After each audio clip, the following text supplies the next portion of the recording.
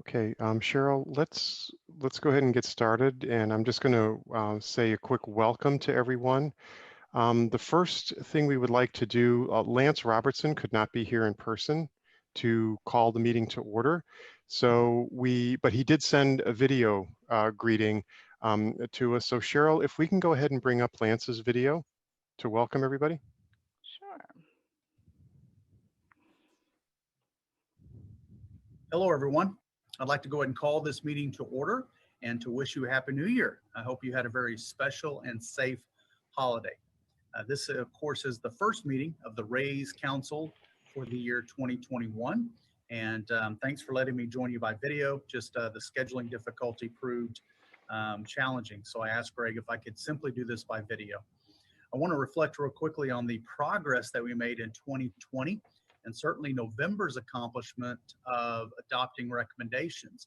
And again, we're hearing some really good and positive feedback about all of that, and to be appreciated despite occurring during a pandemic. I think about the 5 meetings that we had, and then the outcome as just referenced in November of the 26 recommendations. That is just really powerful work. And again, I can tell you from Secretary Azar to the Deputy Secretary and many others who I've spoken to about this, everyone is grateful. So again, thank you for your commitment and your hard work. And I know 2021 is going to be a fabulous year specific to the council's work and really bringing home that final report. So this particular meeting is a stepping stone because it's going to be the beginning of really the council's review of the draft initial report to Congress. So again, you've got work to do today, and I know it's going to be a productive time together. The ACL team is putting together final touches of the initial draft, and today's meeting will feature presentations on a couple of different things.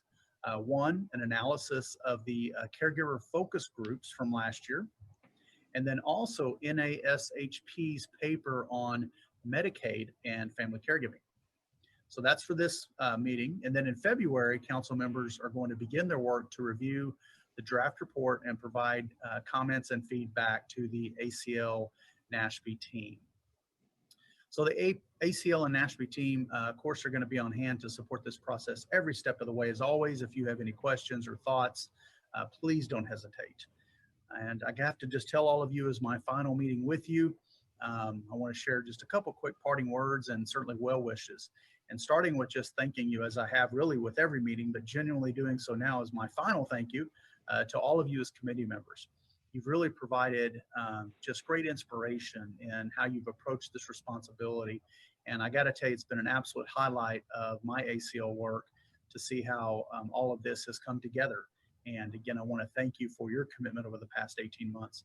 I think we all, as often as we can, need to thank Greg Link. We know that Greg has just been that catalyst and that real champion that has helped pull this together. And I know he's had help from a lot of other ACL team members as well and from Ashby. So again, thanks to Lori and to Edwin and to our contractors at Nashby and so many others who deserve thanks. I think about Hartford and their support. Wow, what gracious partners Hartford has been to some of the fellows that we've had help and to so many others. So again, a lot of people to thank. And I want to assure the council and of course the public that the work will continue full steam ahead after January 20th.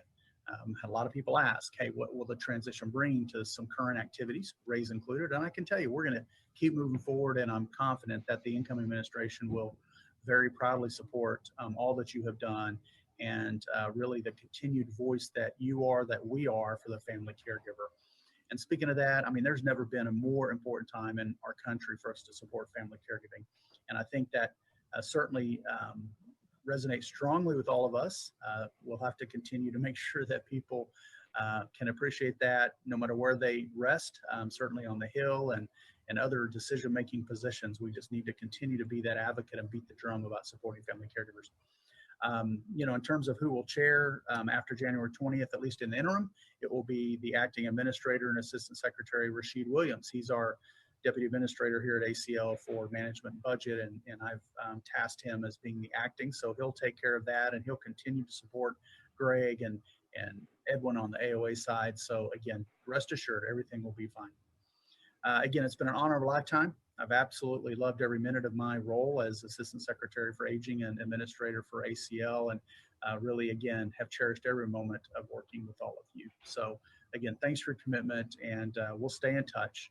And with that, I'm going to go ahead and turn it over to Cheryl Thompson, who is going to do the roll call. So again, thanks everybody. Bye-bye. Great, thank you. And before we jump to the roll call, I just wanted to offer the opportunity for any council members to offer any words to Lance. You know, we know this meeting is being recorded.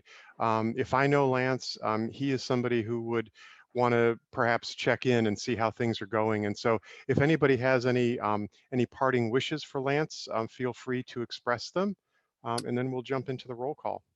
This is Greg. Catherine Georges. I want to personally thank Lance because when I came on representing AARP, and Lance had been a friend and a supporter of AARP in our whole family caregiving venture.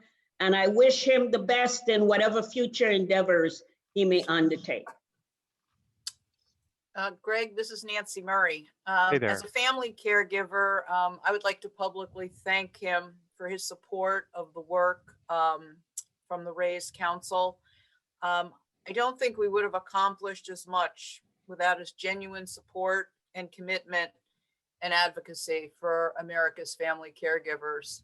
And I wish him good health and happiness and long years of helping others. Great, thank you. Greg, this is Diane. Yes.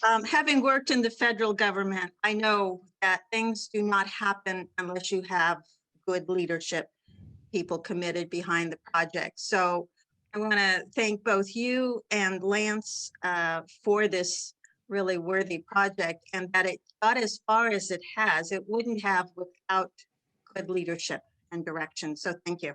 Thanks, Diane. And this is Ben. I'll just echo some of the same support. Appreciate Lance's support, your support, Greg, and appreciate it being considered and personally as part of the project. And glad to see so much progress that we've done. We couldn't have done it without his leadership, without your leadership, without your team. So thanks. Right. And yeah, thanks for everything. And I wish you the best of luck and hope that you can continue to do the advocacy work that you're passionate about, and especially at the skill level that you can contribute at. And thanks, man. Thank you. And this is Carol Zernial. I'd like to offer my thanks.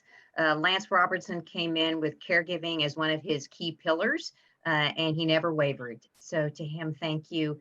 And Greg and all of the team, thank you so much for the past few years. Greg, this is Alan. Hey, Alan. Hi, I'm sorry I had trouble getting connected. I want to just add my thanks to Lance and the whole team, and and really call out the fact that in a time period in Washington when it was tough to get anything done, Lance kept aging at the forefront. And the fact that this committee exists and is populated by a diverse group of people, the fact that the Older Americans Act was renewed, and that so many aging services were included in the CARES package, means a lot. I think it really means a lot and speaks a lot to Lance's ability to really focus on aging and his passion and get things done regardless of the situation. And I really want to thank him for having that real passion and calling. Thank you. Thank you, Alan. This is Melissa. Yes, Melissa. Hi, I wanted to personally thank Lance for his tremendous leadership, and I can't tell him what a pleasure it's been working with him here with the RAISE Family Caregiving Advisory Council and some of the other activities that we've worked on together. And I just wish him the best. I have utmost respect for him, and he's been a tremendous inspiration. And I wish him and Lori and their girls the best of luck ahead. And I look forward to future opportunities to intersect and work together. Good luck to you, Lance. Greg, this is Rhonda, and I'd like to add my thanks. I have to admit that when I was added to this group, I had my doubts about whether we could actually make any difference. And between Lance's incredible support, which I was told he would give, and Greg, your leadership, thank you so much. I feel like I am never wasting my time when I'm with this group. Good, good. And Greg, this is Ronnie with the Hey. John Hartford Foundation. We really appreciate Lance's call out to the foundation and the great work that this entire group is doing together. You know, for the rest of the group and others listening, Lance spoke to our board of trustees last month and did a really fantastic job of highlighting the issues, of sharing ACL's commitment and really articulating the need for the work that's being done here. Lance is such a leader in the field of aging and disability from his days in Oklahoma, and we were grateful for his presence and his statements. And Greg, you know this, but we at the foundation are so grateful for your partnership, for our partnership with NASHP, and who's also on the line, and really want to just state our strong commitment to this work and to this partnership more broadly. Greg, thank you for all that you do and your full team at ACL. We're really grateful. Great. Thank you all so much. All right. Well, that was wonderful. And I'm going to alert Lance to the fact that there were so many well wishes, and I'm sure that he'll tune in and take an opportunity to view this meeting. I know he really believes in what we're doing and was, as you all have said, so supportive. Y'all are still stuck with me, so that's good. I'll be here all the way through. So without any further ado, I know most of you spoke, but for the record, Cheryl, if we could go ahead and do a quick roll call, and then I'll take us through the agenda for today. Okay, wonderful. Thank you. Okay. Casey Shillum is not able to participate this morning. Alan Stevens, Here. Nancy Murray, Here. Ben Bledsoe, Present. Joe Caldwell, Here. Diane Caradu, Here. James Cheely,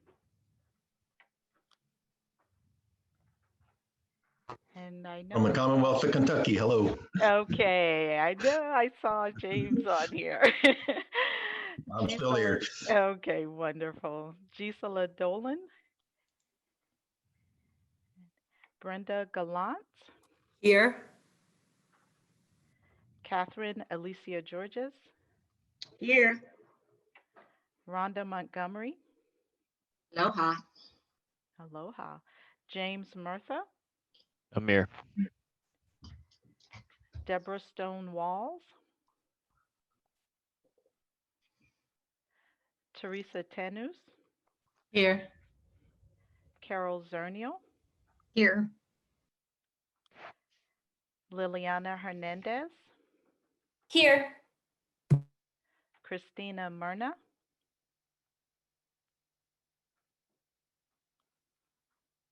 Anna Schuster for the VA, Bruce Fink, Here. Melissa Gerald, I'm here. Melissa Harris, and Jody Sumaraki for Melissa Harris. Yep, Jody's here. Thank you. Helen Lamont, I am here. Tamara Mays,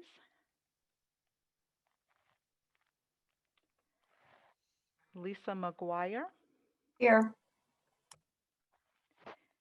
Jan Newsom, and she may be muted. I did see Jan. Katie O'Callahan, Diane Mitchell for Katie, And Lisa Schifferly is unable to attend today. Rosemary Payne. Here. Mark Vafiades is unable to attend today. Joan Weiss. Good afternoon. Okay, is there anyone that I did not call? Any council member? Thank you, and Greg, I turn it back to you. Great, Cheryl, thanks. And I just want to also wish everyone a happy new year.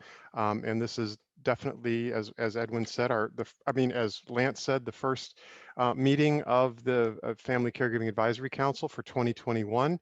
When we were putting this meeting together, we envisioned it as an opportunity to wrap up some business that will get us set up to get you all set up to begin viewing the initial report to Congress, the draft that's nearly complete, and then also look ahead to that process for how we're going to do that. Can we pull up the agenda, please? So we're going to have two back-to-back presentations today. The first will be from NASHP on their paper, Medicaid Supports for Family Caregivers. This presentation will be very similar to the presentation that we had on Medicare 2 or 3 full council meetings ago. The information in this paper is being used to heavily develop the section of the initial report to Congress on the impact of family caregiving on Medicare and Medicaid programs. And so as you all begin your review of the report in February, we wanted you to have this information and be able to engage in a dialogue with the authors of this report so that you can go into the review of the report now having heard from the authors of the Medicare paper and now the Medicaid paper. Then our second session will be, second presentation will be one by Eileen Tell, who following the analysis of the RFI that we looked at now quite a few months ago, Eileen and her colleagues pulled together a series of caregiver focus groups or listening sessions. And we really dug into some of the issues that were brought out in the RFI and that really helped to populate the initial report to Congress. These focus groups, many of the council members had opportunities to sit in on some of them. They were incredibly dynamic and informative sessions that I'm hoping you hearing the analysis of it will give you, the council members, some additional food for thought as you go into the review of the report. We'll take a quick break at around 2:15 or so. And then Sarah Markell from my team and I are gonna spend the rest of our time together with you. We want to walk you through, first of all, where we stand with the inventory of federal programs and initiatives to support family caregivers. Our federal partners have been engaged with us right along in helping us shape what that information looks like. We want to give you just an overview of what that looks like and how it has shaped up. And then Sarah is going to walk you all through the current structure for the initial report to Congress. And while we won't be looking at specific pages from the report or specific content, we wanted to give you an overview of what that report looks like, what you're going to see in it, and the actual physical process for how we're going to go about reviewing the report. We will have a collaboration space for you all to work in. We're going through the final testing of that. And so we really want this, the last part, we want this entire meeting today to be a free-flowing discussion, exchange of ideas, but we also felt it was important to pull everybody together to begin working with you and getting you grounded in the mechanics of the review process. It's going to take some time, but we hope that it provides all of the council members an opportunity to provide real and meaningful input into this initial report. The other update that I wanted to provide you with is kind of building on what Lance had talked about with the transition. Even though tomorrow we begin transitioning to a new administration, like Lance said, nothing's going to stop. We have Rashid Williams from ACL, who will be the acting chair of the council. It's also highly possible that we will see a number of our federal partners change out with the new administration. And so we will keep you all apprised of that. We may see some of our federal partners who are political appointees or maybe swapped out for new folks that come in. So we will keep everyone apprised. We will update the member rosters as we need to. And for those of our federal partners who know that they may be bringing on, new people may be coming on from your agency who will support this work, just know that I stand by, my team stands by, as does NASHP, ready to brief anyone that may have an interest in the work that we're doing, because we know it's important to keep our federal partners as engaged as we are keeping our non-federal partners. So then we'll just have a wrap up, and we'll talk a little bit about the next steps coming up for February and March. So that's the agenda.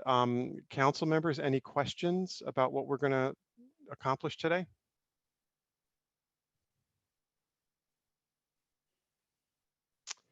Okay. With that, what I would like to do is introduce Kitty Purington with the National Academy for State Health Policy. As you all know, Kitty has been here from the beginning. She was there at our first meeting of the council in August. She and Wendy and the entire amazing team at NASHP have pulled together a really excellent report on Medicaid supports for family caregivers. And like I said, this will form a pretty significant portion of that particular section of the report. And so we wanted NASHP to have an opportunity to present their findings and their work, and then engage in a discussion with the council members. So Kitty, I'm going to go ahead and turn it over to you. Great. Thank you, Greg, and good afternoon, everyone. My name is Kitty Purington, and I am a Senior Program Director at NASHP, and really honored to be here speaking with you today. I'm going to be talking about some of the different ways that state Medicaid programs can support family caregivers, just through various policy strategies and funding options. Next slide, please. Before I get to the content of the discussion, I just wanted to say a few words about NASHP for those of you who might not be familiar with our work. We are a nonpartisan, nonprofit organization, and our core mission is really to support states in improving state health policy.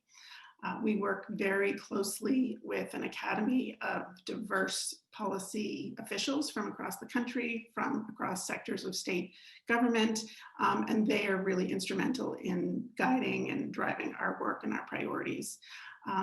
Our expertise touches on a range of issues confronting states, and key to our work is bringing states together, identifying best practices, and sharing policy solutions across other states with other state policymakers. Next slide, please. We have been really privileged to receive support from the John A. Hartford Foundation to stand up the RAISE Act Research and Dissemination Center.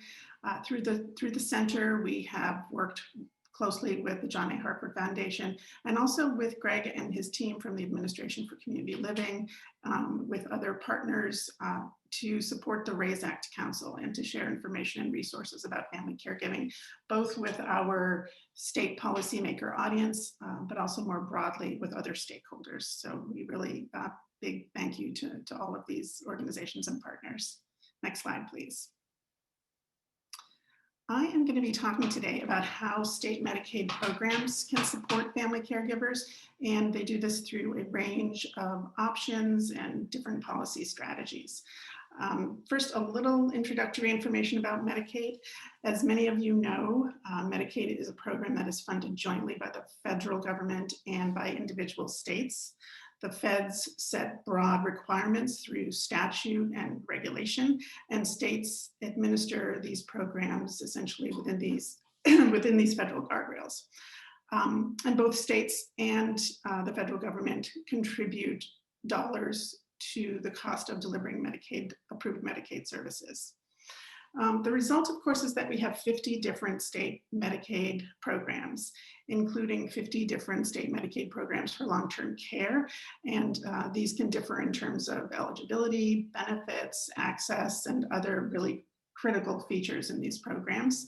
And these programs can be shaped really by political climate, budgetary issues, and kind of the culture of individual states, that some states are much more kind of activist in how they want to determine their benefits and services, in other states less so. So it's really an enormous range that we see across states and how they develop their Medicaid programs.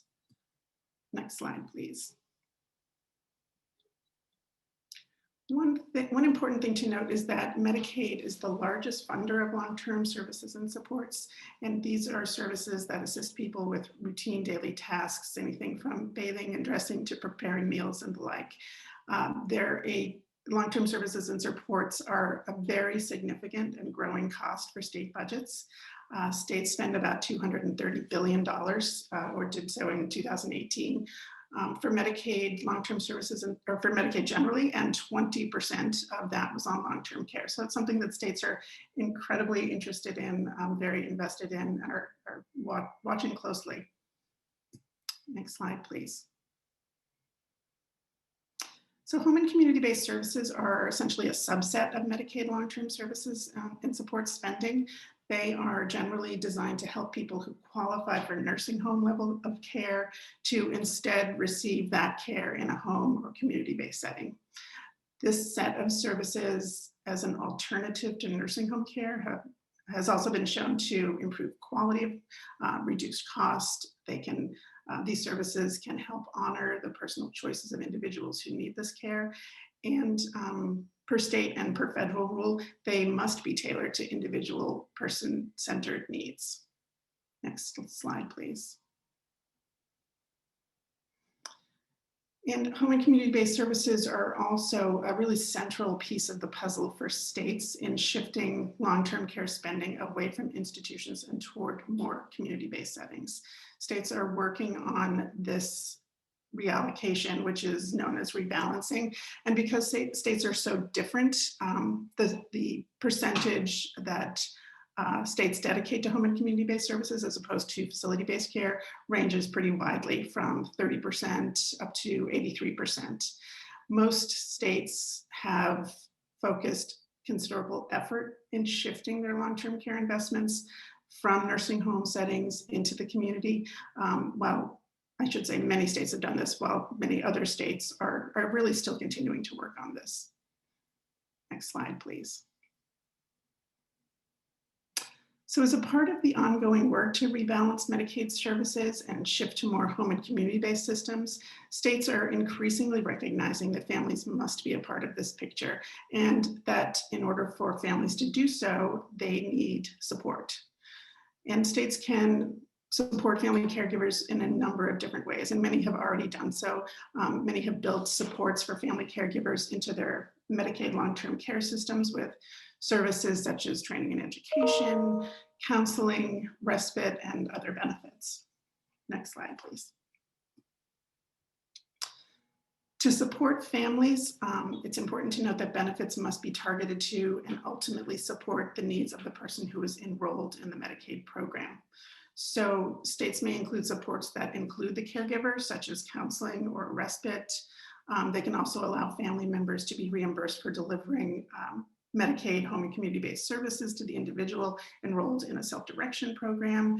States can also target training and education to families, and also very commonly provide services such as care coordination or care management that help individuals and their families navigate these often really complex systems of care and understand and avail themselves of the services that they may be eligible for. Next slide, please. So I'm going to walk through a few of the different Medicaid tools that states can use or states can consider to support family caregivers. This list, the list on this slide, refers back to those parameters that are set by the federal government on how states can administer their Medicaid programs. So states have state plan options that they can build into their state Medicaid plan that become, generally speaking, available to anyone in the state who has medical necessity for those services. They can also use waivers that allow them to ask the federal government to waive certain requirements of federal Medicaid rule. And then they can also deliver services within Medicaid managed care programs. Next slide, please. The first set of tools of those that I wanted to highlight are state plan options. So these are essentially the list of benefits that states are allowed to include in their state Medicaid plans. And each of these options comes with its own set of pretty complicated regulations. States need to spell out specifically what they are going to pay for, how the state is going to structure these services, how the state can tailor benefits or not tailor benefits to particular populations, and how individuals may be eligible for these benefits or access these benefits. So each of these state plan options has a different wrinkle that allows states to provide home and community-based services in kind of different ways. 1915I, for instance, allows states to provide home and community-based services to people who do not necessarily need an institutional level of care. With 1915J, states can develop self-direction programs so that individuals receiving services can manage and direct their own care. 1915K allows or encourages states to support home and community-based services by providing additional federal funding to states to deliver this care instead of care in a facility or institution. Next slide, please. So states also very, very commonly use what are called Medicaid waivers to deliver home and community-based services. There are hundreds of examples of waivers across the country. All states use some form of a waiver to promote home and community-based services, often to more than one population. And they can use waivers to waive things like specific eligibility requirements, which then enable states to expand eligibility to individuals whose income may be over the limit for the typical Medicaid program. The important caveat with 1915C waiver enrollment, for instance, is that states can cap this enrollment, making these services highly sensitive to state budget constraints and often resulting in wait lists for these services.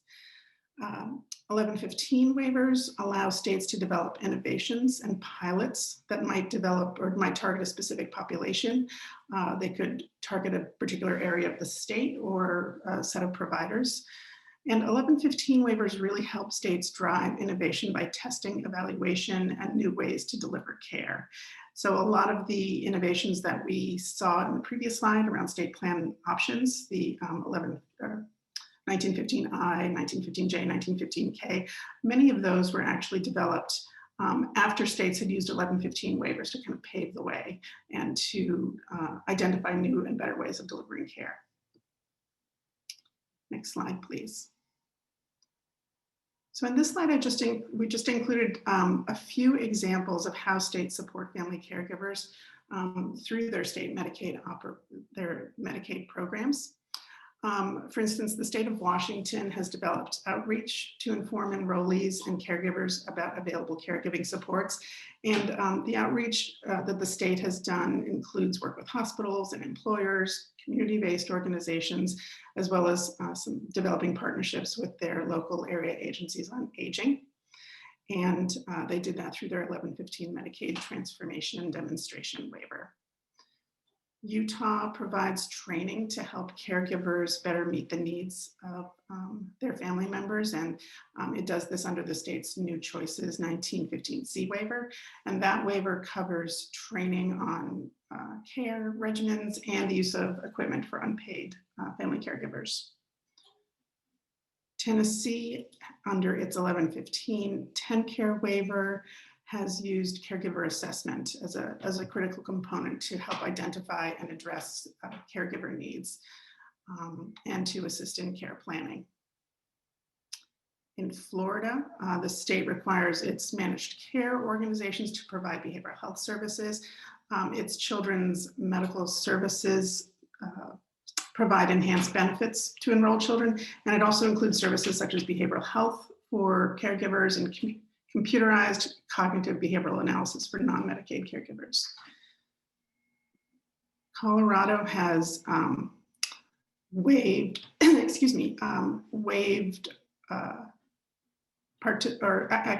Colorado has allowed waiver participants to choose family caregiving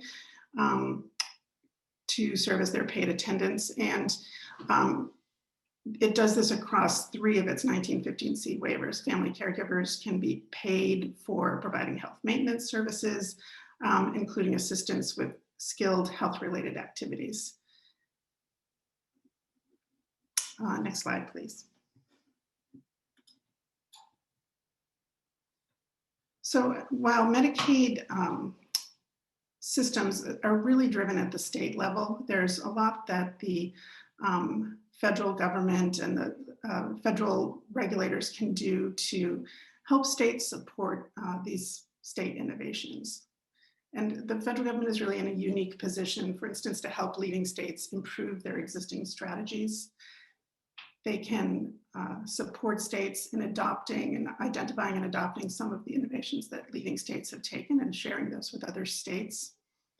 They can also help to identify best practices and provide some comprehensive guidance or information on how these state innovations work, help better identify and understand the needs of family caregivers through data analysis and research. So the federal government, through its guidance and messaging to states, can really support all of these different kinds of efforts by providing a communication strategy that shares these across the country.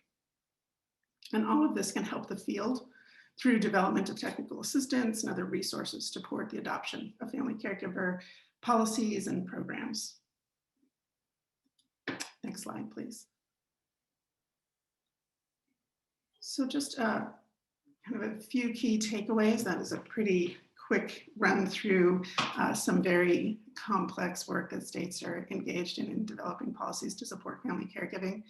I think really importantly, states are very interested and have a vested interest in supporting individuals in supporting individuals in the Medicaid program, and by extension, their families in home and community-based services settings.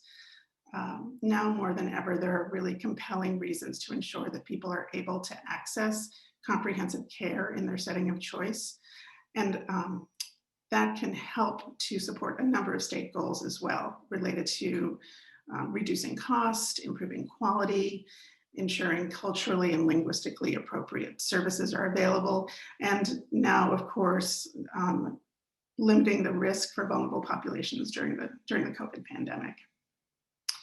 States are really incubators of innovation in health policy.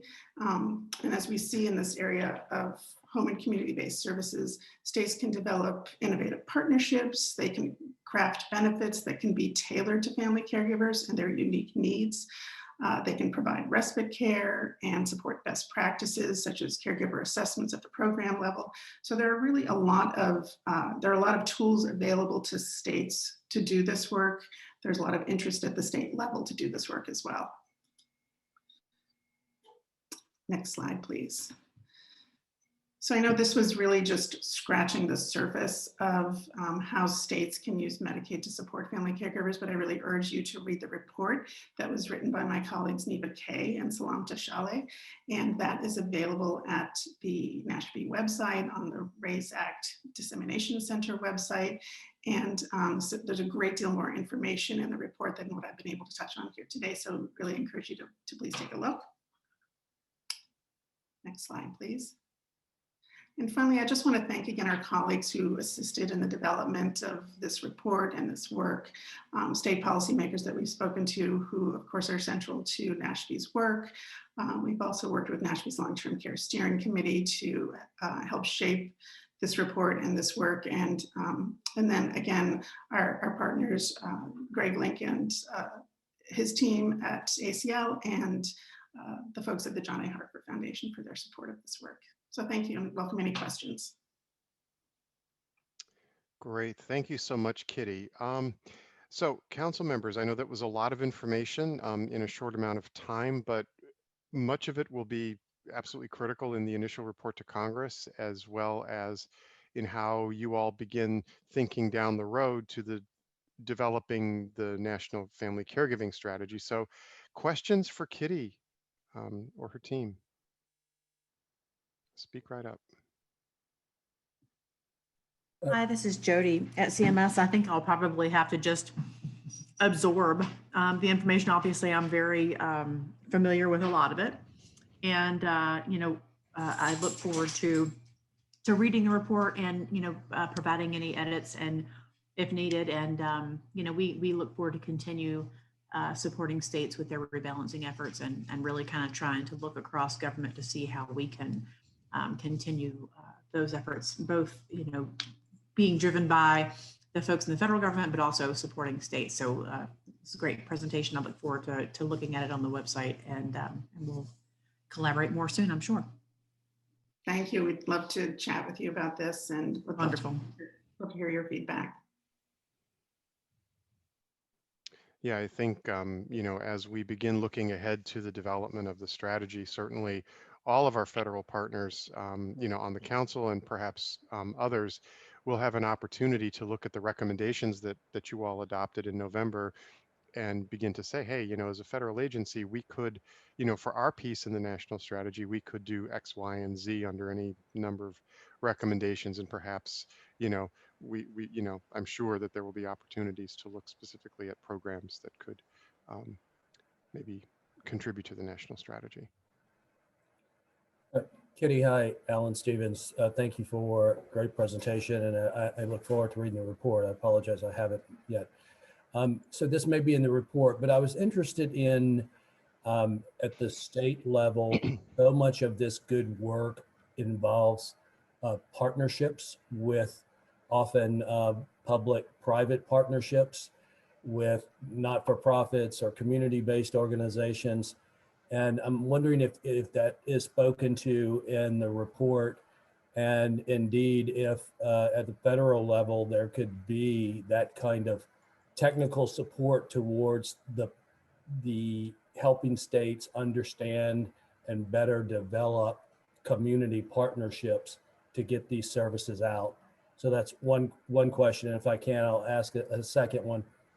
And the second is, what is worth paying for is, I think, a really important discussion.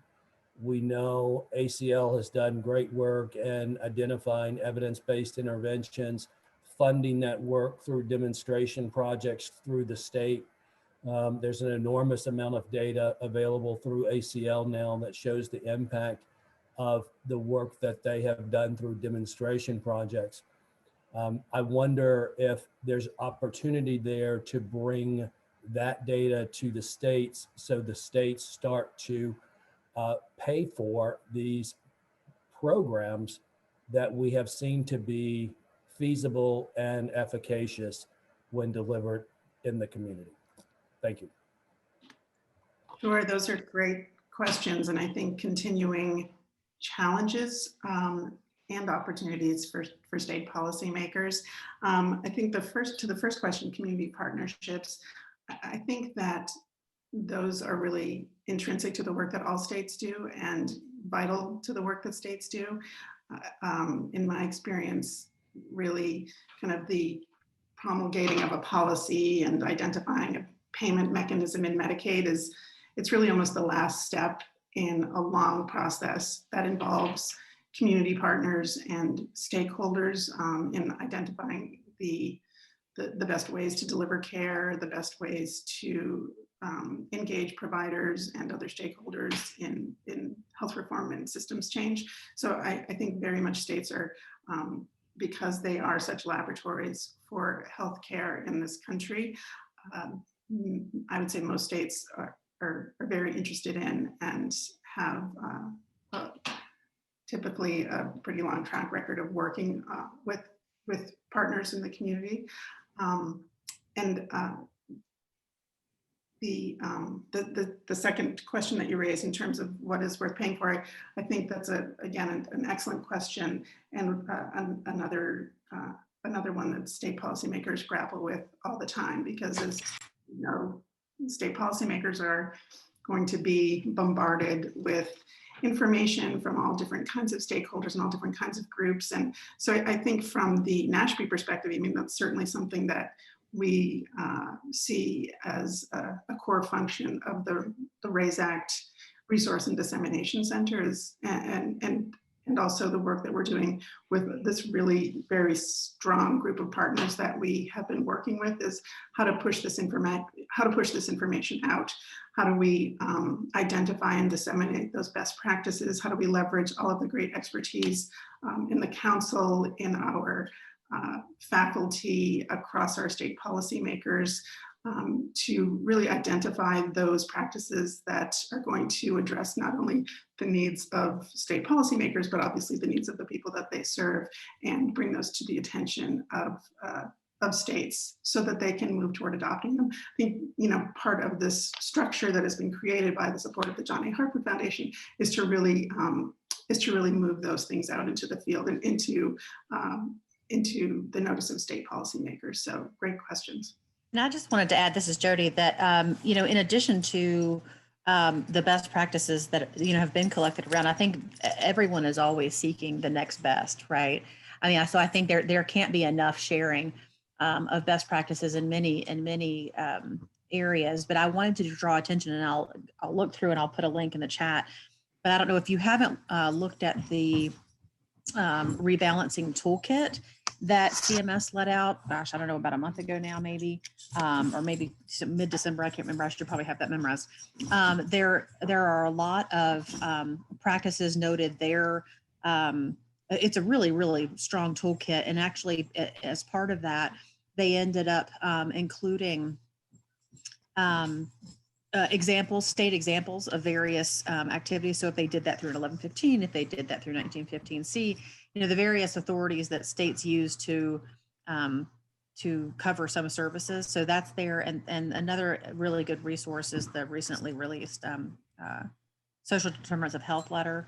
So both of those resources are worth a look if you have it. And I'll put a link to where you can find both of them in the chat.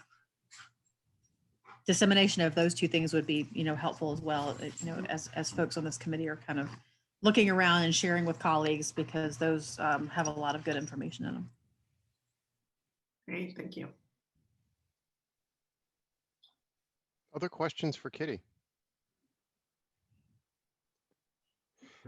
Kitty, there's a question that came in through the chat from Dr. Linda Davis, and she said that with the differences in state funding and subsequent the waiting lists that occur, did you get a sense from any of the states that you worked with on this, how the government, federal government intervenes at all to ensure that there's like an equity or a national safety net?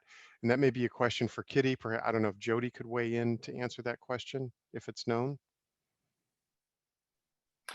Yeah, I might defer to Jody on that one. I mean, I have some thoughts on it, certainly, but I don't want to speak out of turn. I don't want to speak up. Oh, no, do say your thoughts, and then I'll look at it. And if I have anything to add, I'll try. Well, I think, you know, states certainly jealously guard their ability to develop services and systems for their population. And as I mentioned earlier, states are so different in terms of budget capacity and just in terms of culture of how they approach these problems in very different ways, that retaining that autonomy as a state is really important, I think, for, I would say, for most state policymakers. I think where the federal government weighs in is certainly in providing that leadership, in providing tools and resources for states. You know, federal government issues state Medicaid letters, state Medicaid director letters that provide guidance and kind of also highlight priorities for the federal government, which can be enormously influential. States, of course, or the federal government, of course, develops regulation, which does go a very long way in setting a floor for state programs and policies.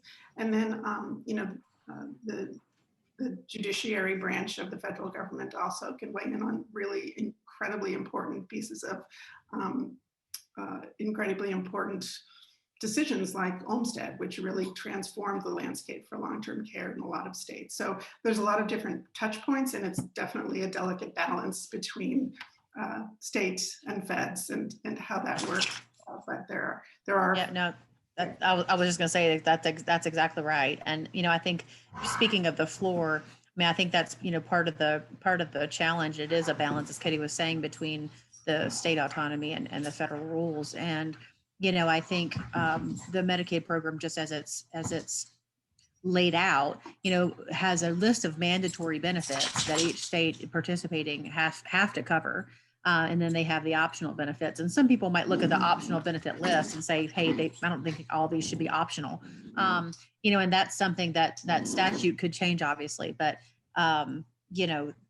as it exists, there is an autonomy that states have to be able to use. And that, is mostly helpful when there are, really rough situations in state budgets and there need to be some levers that they're able to use, but it is a delicate balance for sure. And, we do what we can to provide leadership and TA to states as best we can.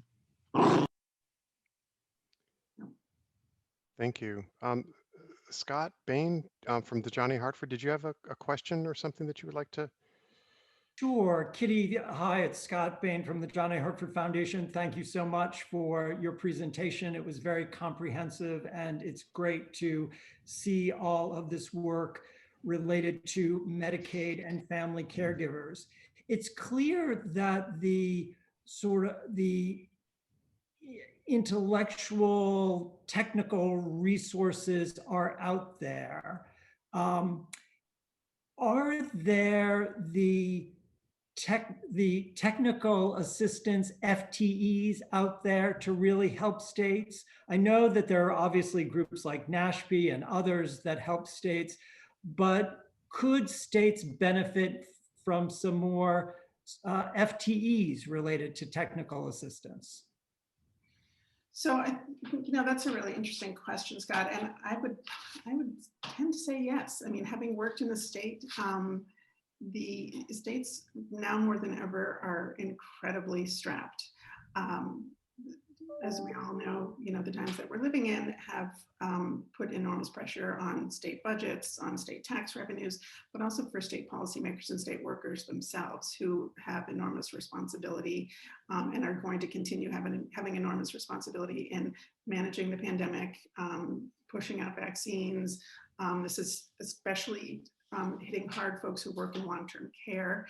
And the complexity of the work, I think, is really challenging when you are strapped for staff. So I think, I've seen models where local foundations are really instrumental in supporting states with FTE resources on a consulting basis, where foundations can really come in and help states hone their priorities and put together work groups that engage other stakeholders. So in particular, I've seen that model in a number of states be really effective.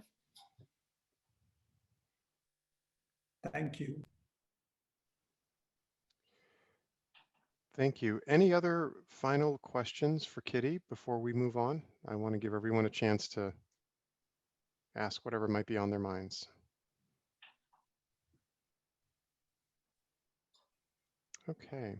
Well, Kitty, as always, thank you so very much. I would encourage all of the council members, both federal and non-federal, to read through that excellent paper and begin giving some thought to how the national strategy may speak to some of the opportunities that are presented in that paper for how Medicaid programs in the states can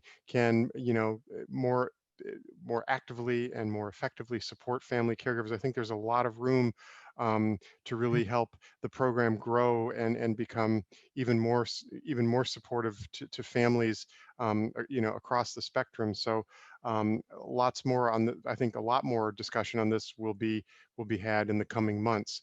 So again, thank you, Kitty. We're going to go ahead and move into the next presentation.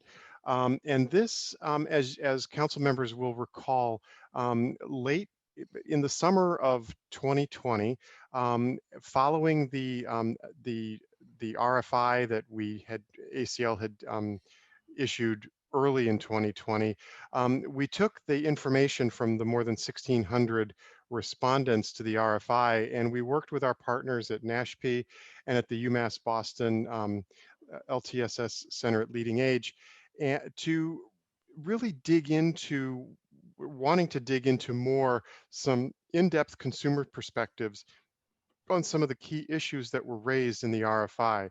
As you all know, we have a mandate both in the RAISE Act to include public input in the development of both the report and the strategy, but we also feel it's just really good practice to include and hear the voices of family caregivers, people who are on the front lines every day.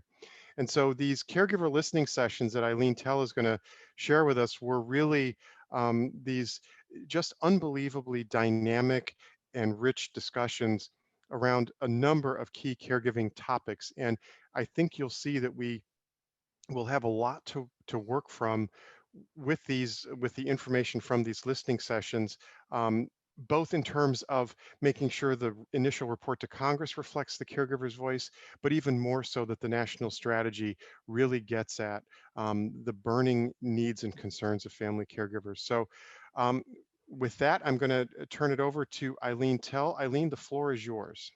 Thank you, Greg. Now I got to figure out how to move the slides. I do have control, correct?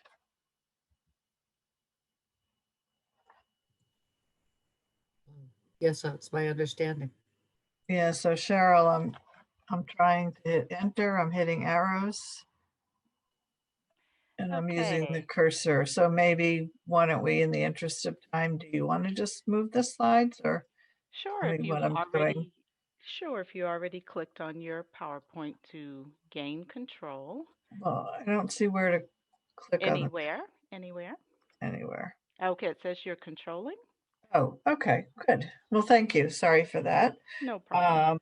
So I'm really pleased to talk about these sessions. Greg was right. They were just really super engaging. I want to thank the folks at NASHB for all the support they gave us in helping us think through the strategy that we were using and helping us make some changes along the way.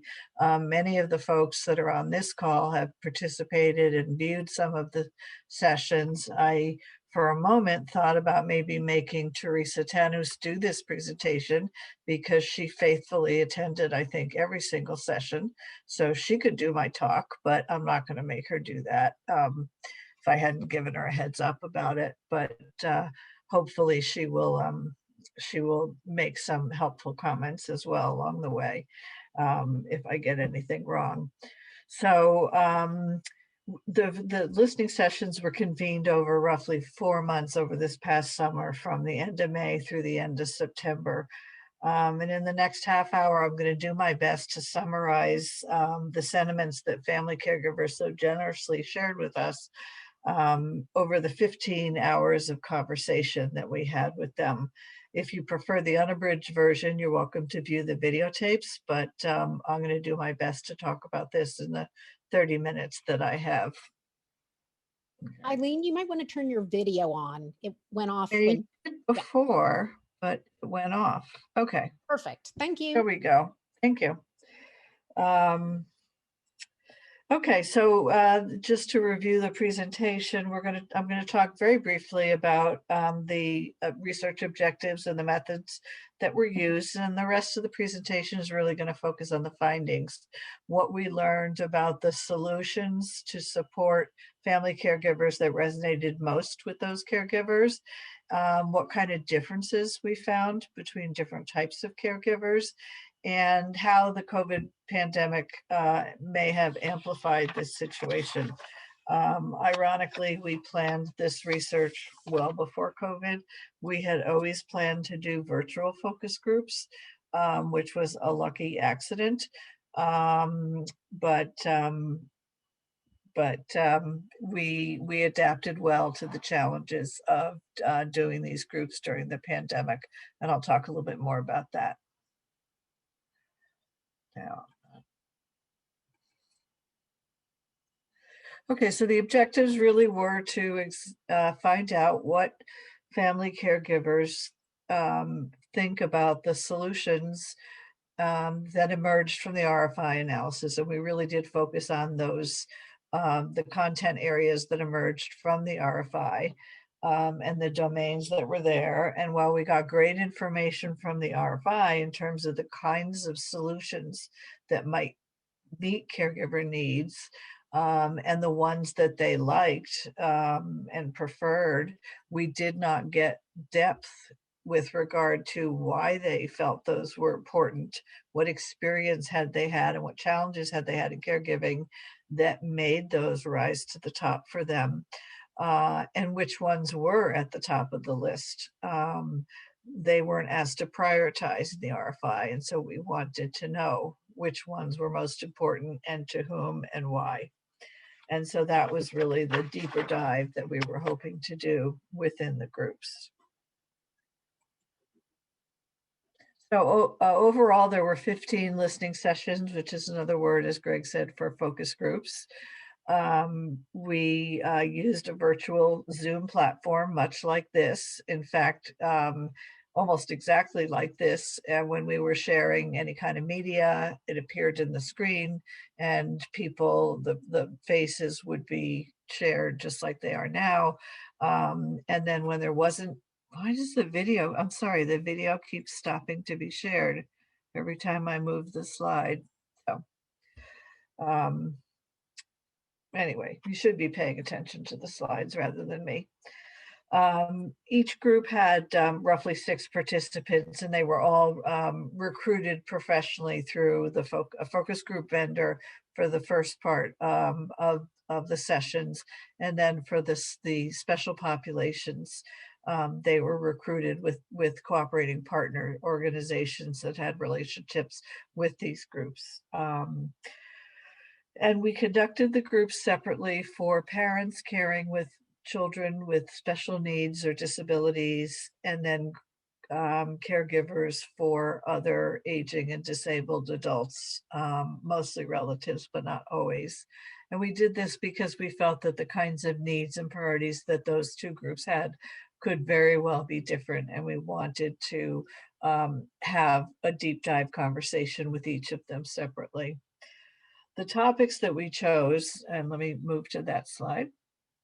Oh, and that, before I go on, let me just say that we also did 3 special population groups that I'll talk more about shortly. One with Latinx population, one for teen caregivers, and one for caregivers that are kinship or grandparent caregivers. So the discussion guide, we used a structured discussion guide, although there was a lot of flexibility to follow topics as they naturally came up. We began by asking folks that what they have found helpful or what they wish they'd had that they didn't have in their caregiving journey. And this was a way to identify what they said naturally, without prompts, without the RFI list, to see whether there was something missing from the list or to identify priorities that they might have from the list that they spontaneously mentioned. Then we presented the items from the RFI domains and asked folks to vote literally and say what were their top priorities, their number 1 or their number 2, and to talk about why those were important to them. And then we got into a deeper dive on each of the topics and talked about why those items may or may not be important to them, and what they would like those to do, and how they would structure those options. And I'll talk about what those domains were in what I believe is the next slide. So the areas of inquiry, these probably look very familiar to you from the work on the RFI. And we did divide them into these 2 domains that you see on the left and the right, colored stacks, if you will. In the bucket of caregiver services and supports, we talked about care-related, respite care, adult care, adult daycare or daycare, information and referral, caregiver training and education, and care transitions, care planning, care transitions. And we also included caregiver needs assessment into the groups that specifically focused on caregiver services and supports. And then for about half the other groups, we focused on financial well-being, those issues that affected caregivers in that regard. And those included workplace protections, tax incentives, retirement support, direct pay support, and technology supports.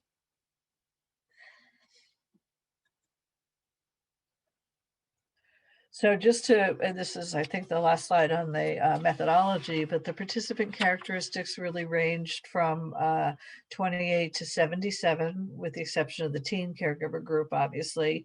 And each group was recruited to represent diversity in terms of the demographics and also in terms of the situation as caregivers. And we do have details on each group's participation if folks are interested in seeing more about that. So now we'll dig into some of the major findings of these 15 hours of conversation. Overall, caregivers' highest priorities fell into these areas that you see here. Not necessarily in order, but caregiver training and education was a pressing need, respite care, and then the family of financial considerations, workplace accommodations, being paid directly for being a caregiver, and then having some kind of a change in tax policy that would be beneficial to caregivers. And other priority solutions had to do with improved access to information and referral services and help with care coordination and care transitions.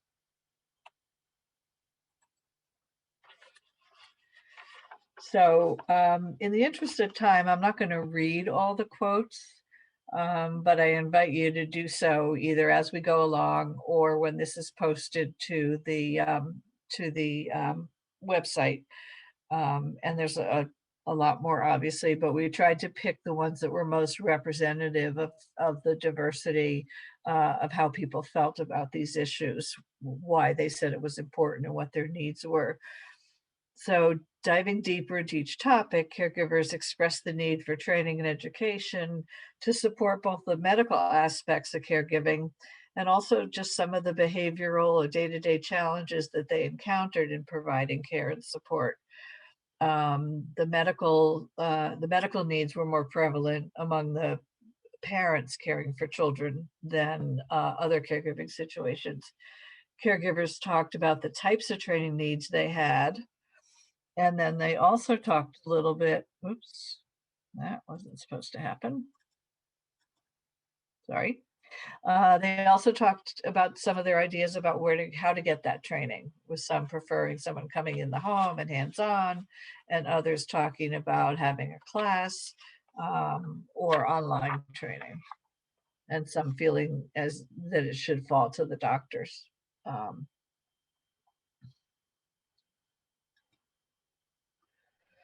The dilemma regarding respite care was that even though the need for respite care was very keenly felt by all caregivers in all situations, there was such an intense worry about finding qualified caregivers and being able to afford respite care.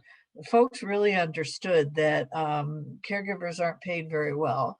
And when you're looking for a respite care situation, you're not making a major commitment to that caregiver.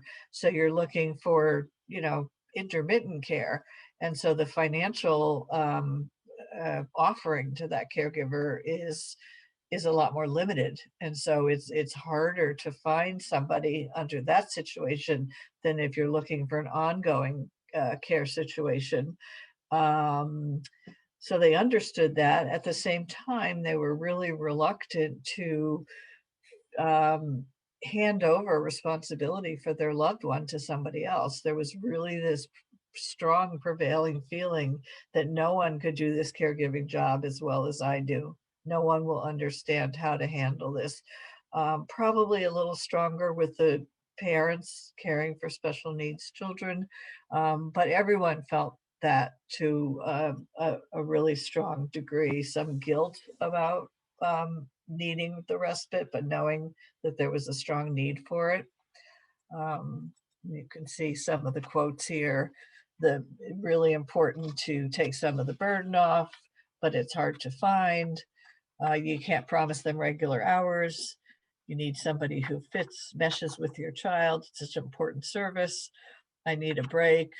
A lot of people didn't have family nearby and nobody else that would take that responsibility.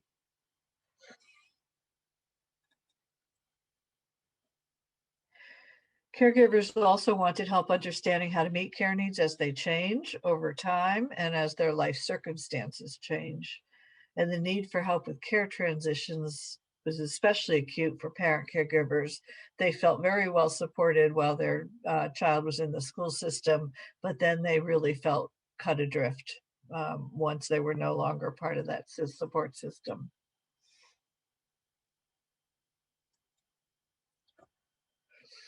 And while caregivers are eager to find resources that can offer referrals to services and providers to meet their needs, they worried about whether those agencies are being totally transparent about those referrals.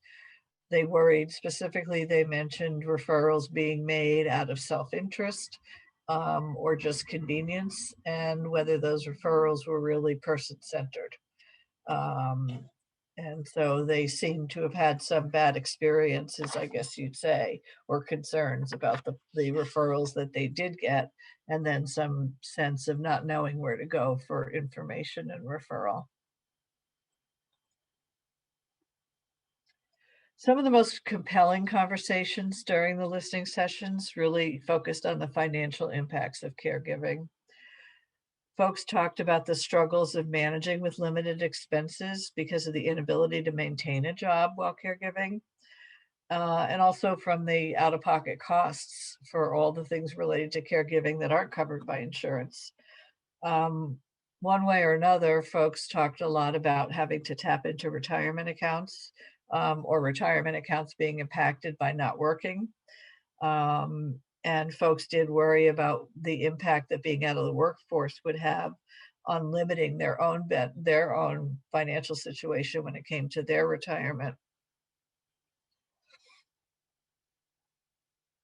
This cut across all incomes as well, although there were obviously some subtle differences.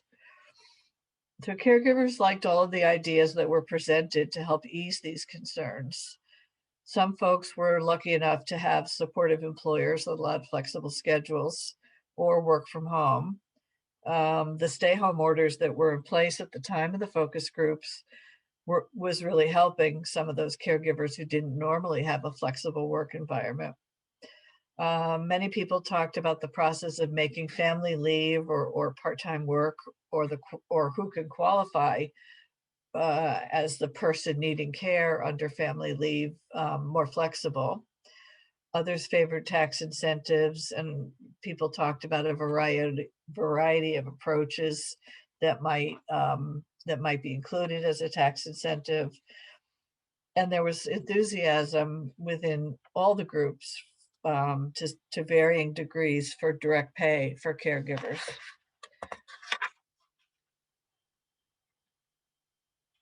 We'll talk about each of those in a moment. So on the workplace accommodations, folks were very concerned about the limitations with using paid time off and sick leave, even if there were not explicit limitations. There were workplace pressures to not take time off and to not take leave for family caregiving. It just wasn't respected, if you will. And I'm sure we're all familiar with the stigma of that. Some of us have experienced in the workplace. And then also family leave and the limitations in terms of what reasons you can take off for and for whom you can care for, and the process of getting approval for leave were very limited. Some of the caregivers were participating in their state Medicaid program that does train and pay family caregivers, and others in the group were very interested and receptive to this and wanted to know whether their state had a similar program. I would say most, but not everyone, was receptive to the idea of being paid as a caregiver and felt that they were doing the work and it would have an impact, however small the pay was. And people did talk about what the training was like and what the pay was like, and folks were interested. While participants were unsure how to structure tax incentives and certainly whether something like that was even feasible given the economy and pressures, that they certainly came up with some suggestions for different ways to approach this, and thought it was an idea worth pursuing. There was also not clarity on whether there were any tax advantages or tax strategies that people could take currently. So there may be some education there that could be helpful if there are tax benefits that are available for caregivers. So while there were a lot more similarities than I would have expected across the groups, there were some differences. Parent caregivers as I mentioned, expressed a more pressing need for caregiver training that focuses on medical and behavioral issues in particular, especially the medical. The financial and workplace accommodations were also a high priority for every group, but parents mentioned, and in particular, being unable to maintain a job. And they're looking at a lifelong caregiving situation. So we're talking about lifelong financial challenges, and their needs are much more acute when it comes to those issues. Similarly with respite care, I think the sensitivity to finding somebody who could possibly replicate the caregiver's role was felt more acutely by the parent caregivers, and thus having more difficulty finding that respite care. And there was a greater interest in direct pay for caregiving among the parents doing the caregiving job. Some of the folks caring for their aging parents said things like, they took care of me when I was growing up. This is my obligation. This is, I'm happy to pay this back. They didn't feel comfortable with the idea of getting paid. There was a little bit of resistance to that notion. And of course, help with future planning was very salient for the parent group of individuals.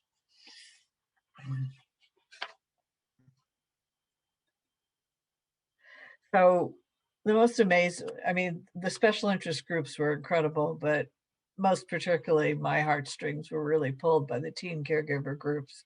I have never seen kids like this. They were really reluctant to open up, and very protective of their privacy and the privacy of the person they were caring for. One kid sat there with a hoodie, almost invisible in the beginning. They were just, their body language was so incredible. They opened up, but it was tough. They described feeling stressed, isolated, having difficulty controlling their anger, but also being concerned that the last thing they wanted to do is add stress to their family members. They also talked about taking a great deal of pride supporting their loved ones, and the juggling act of those two. They identified the need for emotional support, peer group counseling, extra help and flexibility with schoolwork, because of the balance of school and caregiving, and learning how to manage their anger and their stress. Some of the things they said were incredible. I think they showed a strength and wisdom beyond their years, and how somebody, I can imagine 10 years after caregiving saying something like, the more you pour into others, the more you have to pour into yourself. But to have a teen caregiver who's taking care of their parents or a parent, and has no support, to be able to say something like that and have the wisdom to have that perspective that they're doing a good thing was, I thought, quite impressive. So with the Latinx caregivers, the most obvious difference was the need for language and culturally appropriate programs and materials, especially when it comes to information, referral, and caregiver training. Some folks talked about the different cultural attitudes and expectations about taking care of family. It was just assumed that you would be a caregiver, although folks talked about changing trends in that regard. And then there was also talk about how in this community there's a stigma around disease, And so when somebody is caregiving for someone with Alzheimer's and dementia, it tends to really further isolate an individual who's doing caregiving than it might otherwise. So that the idea of peer support groups and whatnot is not something that would be necessarily embraced. And so your resources for support may be more limited culturally. For the grandparent and kinship caregiver groups, their needs were quite unique in terms of putting a high priority on the need for financial and legal assistance. And they also, when they did need help, were much more reluctant to ask for it because they were afraid that their ability to care for the children might be called into question and they might actually be removed and put in foster care. And there was a lot of tension and resentment between the kinship grandparent caregivers with respect to how foster parents are treated perhaps more favorably in terms of financial support and other kinds of supports versus the supports that grandparents and kinship caregivers receive. And the kinds of needs they talked about, in addition to the financial and legal assistance, were education, parenting education. Even though some of these folks were parents, are parents, they haven't parented an infant in a long time, and things have changed. And peer support, their peers are out on the golf course in Florida. They're not raising a baby with complicated medical needs. Respite care, and then future planning is especially critical because they want to make sure that when they pass away, the children in their care are put in a safe, in a new and safe and loving environment. And they don't always have the legal control to manage what happens there.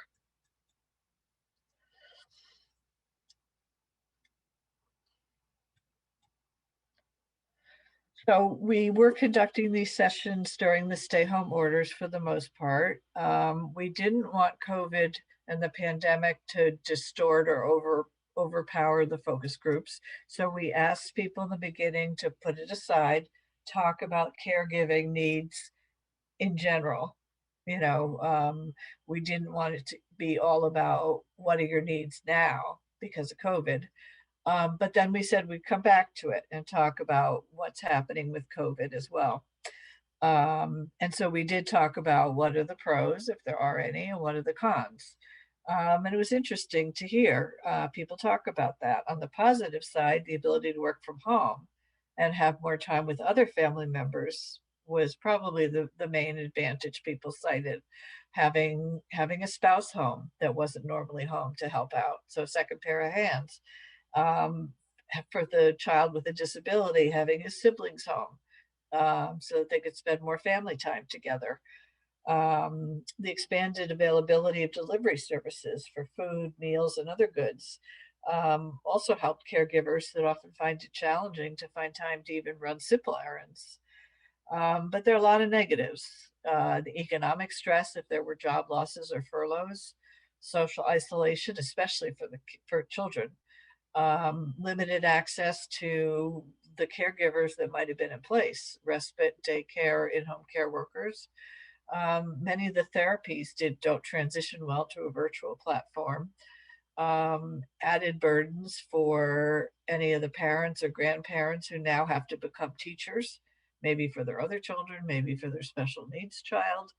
The excess screen time that if the kids were doing therapy or schooled or entertainment wasn't sitting well with a lot of folks. And then just kids missing their usual activities. So all the things we've been going through, plus everything else on top of that.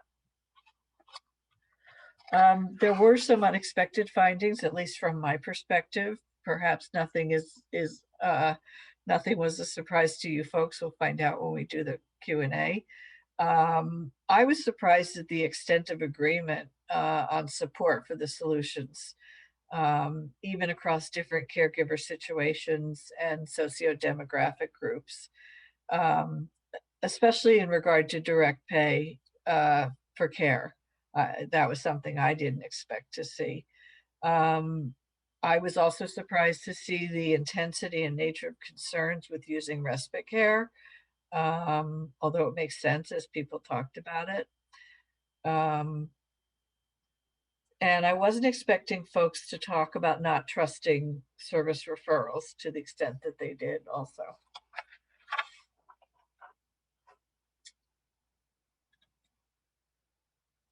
I'm sorry for the noise from my computer that's telling me they prevented threats. I'm very happy they're doing that, but I don't know how to make them stop telling me. So that's the presentation. I think I stuck to my time frame. And I would be glad to take any questions. Thank you, Eileen. So yes, I'd like to, open it up to any of the council members who have specific questions for Eileen. You all received the report some time ago, and we're going to be publishing, or NASHP will be publishing the findings at a point in the very near future. But council members, questions for Eileen?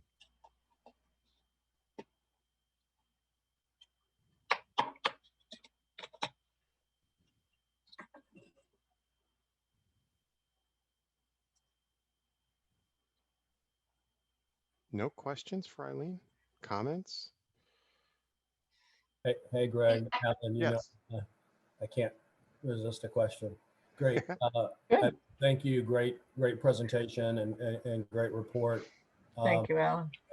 Through and through, from the importance of the diversity of individuals that you were able to gather even during this challenging time. So thank you for bringing this.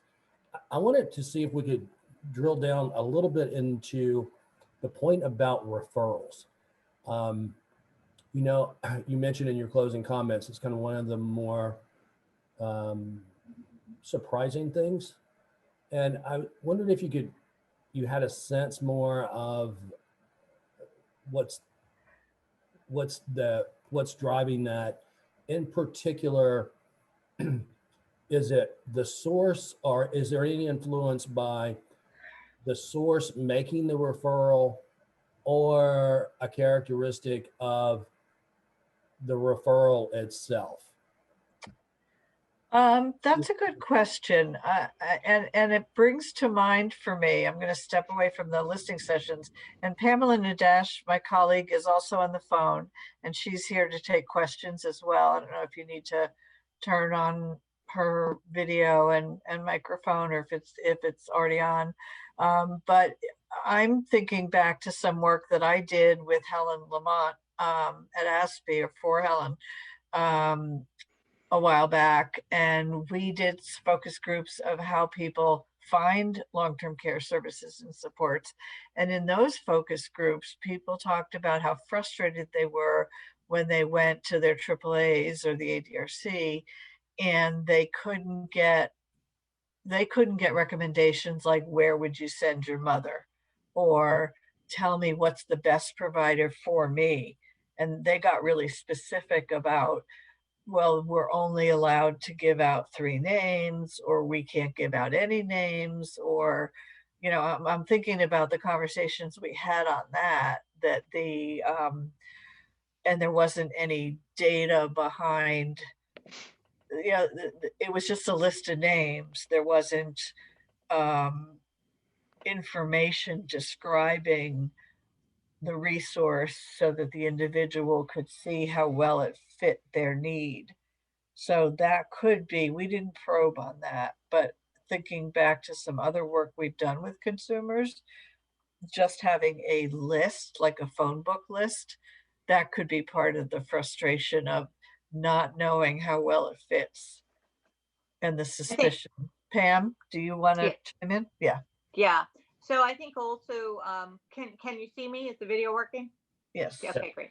So I think the other thing that I remember from that was that even where people did get a specific referral, they weren't sure what the reasons behind that referral were. In other words, they kind of questioned the motives of the group or person who was making the referral. So, why are they referring this organization? Is it because they have a relationship with that organization? is this really the best organization for me?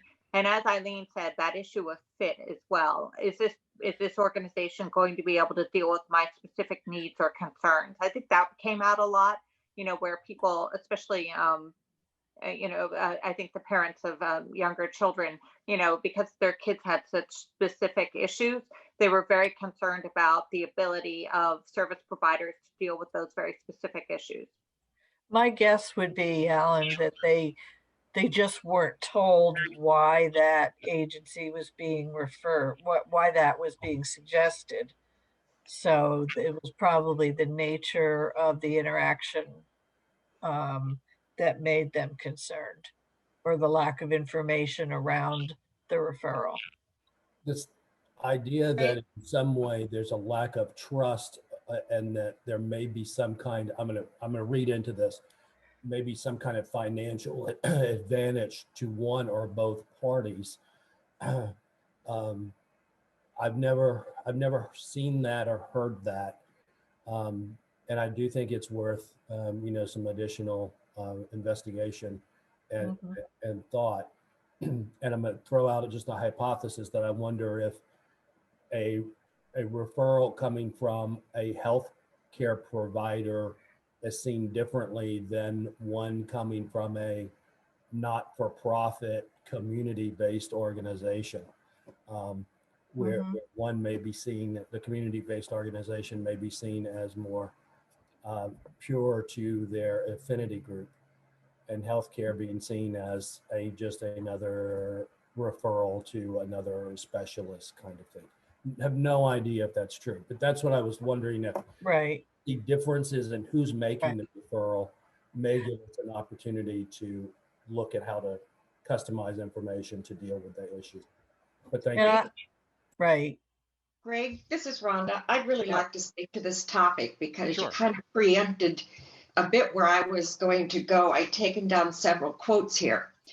First of all,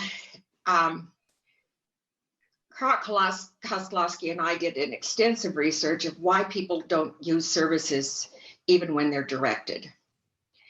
And the simple answer is they don't use services that they don't believe they need, and they don't know how it will help them.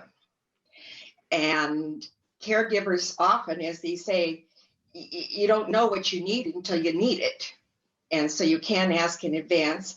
And how do things change? And so all of these lead to my mantra here is, I didn't see anything about assessment. And I really wouldn't expect caregivers to say, hey, I need to be assessed. Right. But the reality is, their concerns all reflect the fact that they don't know why somebody says they need this. They may not believe that this is what they need. They don't know how it's going to help them. And even when you tell them, well, it's going to reduce your stress, that's pretty broad. They want to know, how's it going to change my day? Do I get to go shopping without dragging somebody with me? And so what's missing from all of this is the string, which is an assessment. And the other thing that comes with that is, yes, I've seen it very much so that they very much don't trust if there's one organization that this is what they give. And so this is what we have, so this is what you get. That's not very helpful. So they also need to know that this assessment actually reflects their needs. They need to know why you're offering this. And it also needs to be within the framework of their culture and their things that they can accept. We also did a very large study based on the National Alzheimer's Research years ago, in which we looked at data from 9 different states, all offering free or low-cost respite through that demonstration.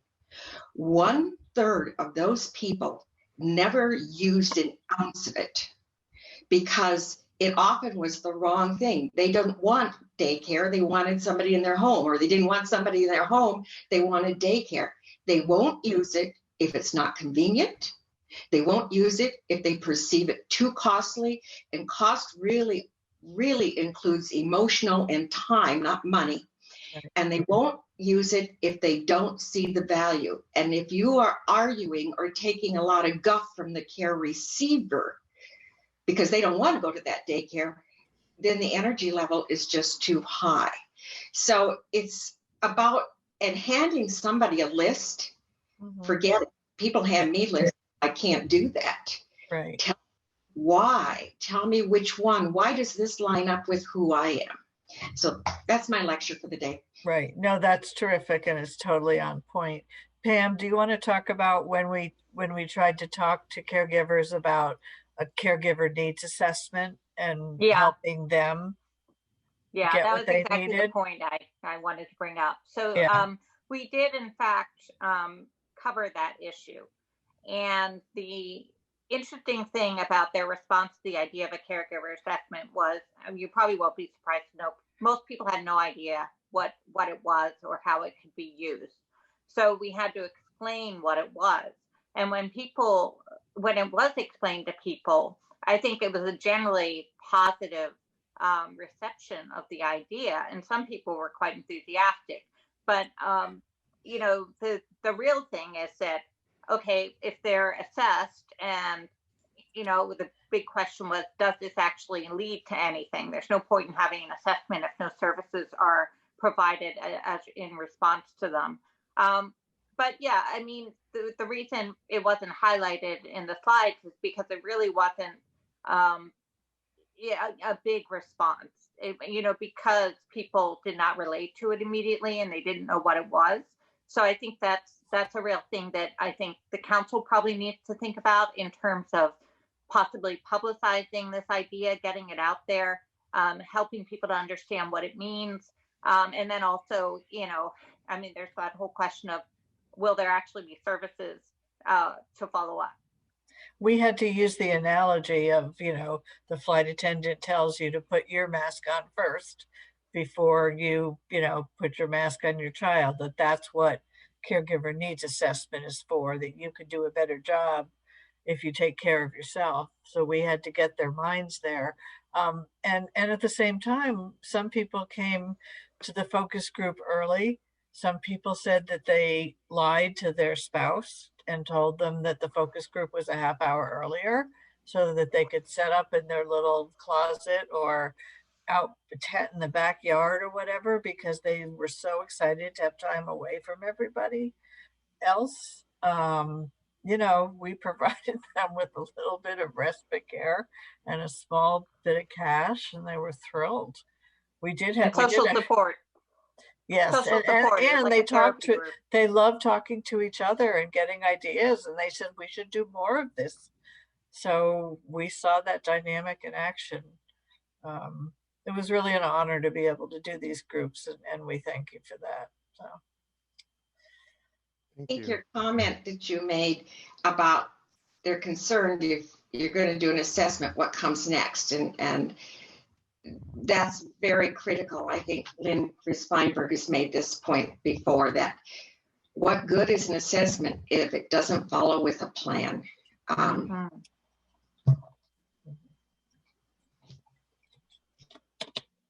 Any other comments or questions from the council members for Eileen or Pam?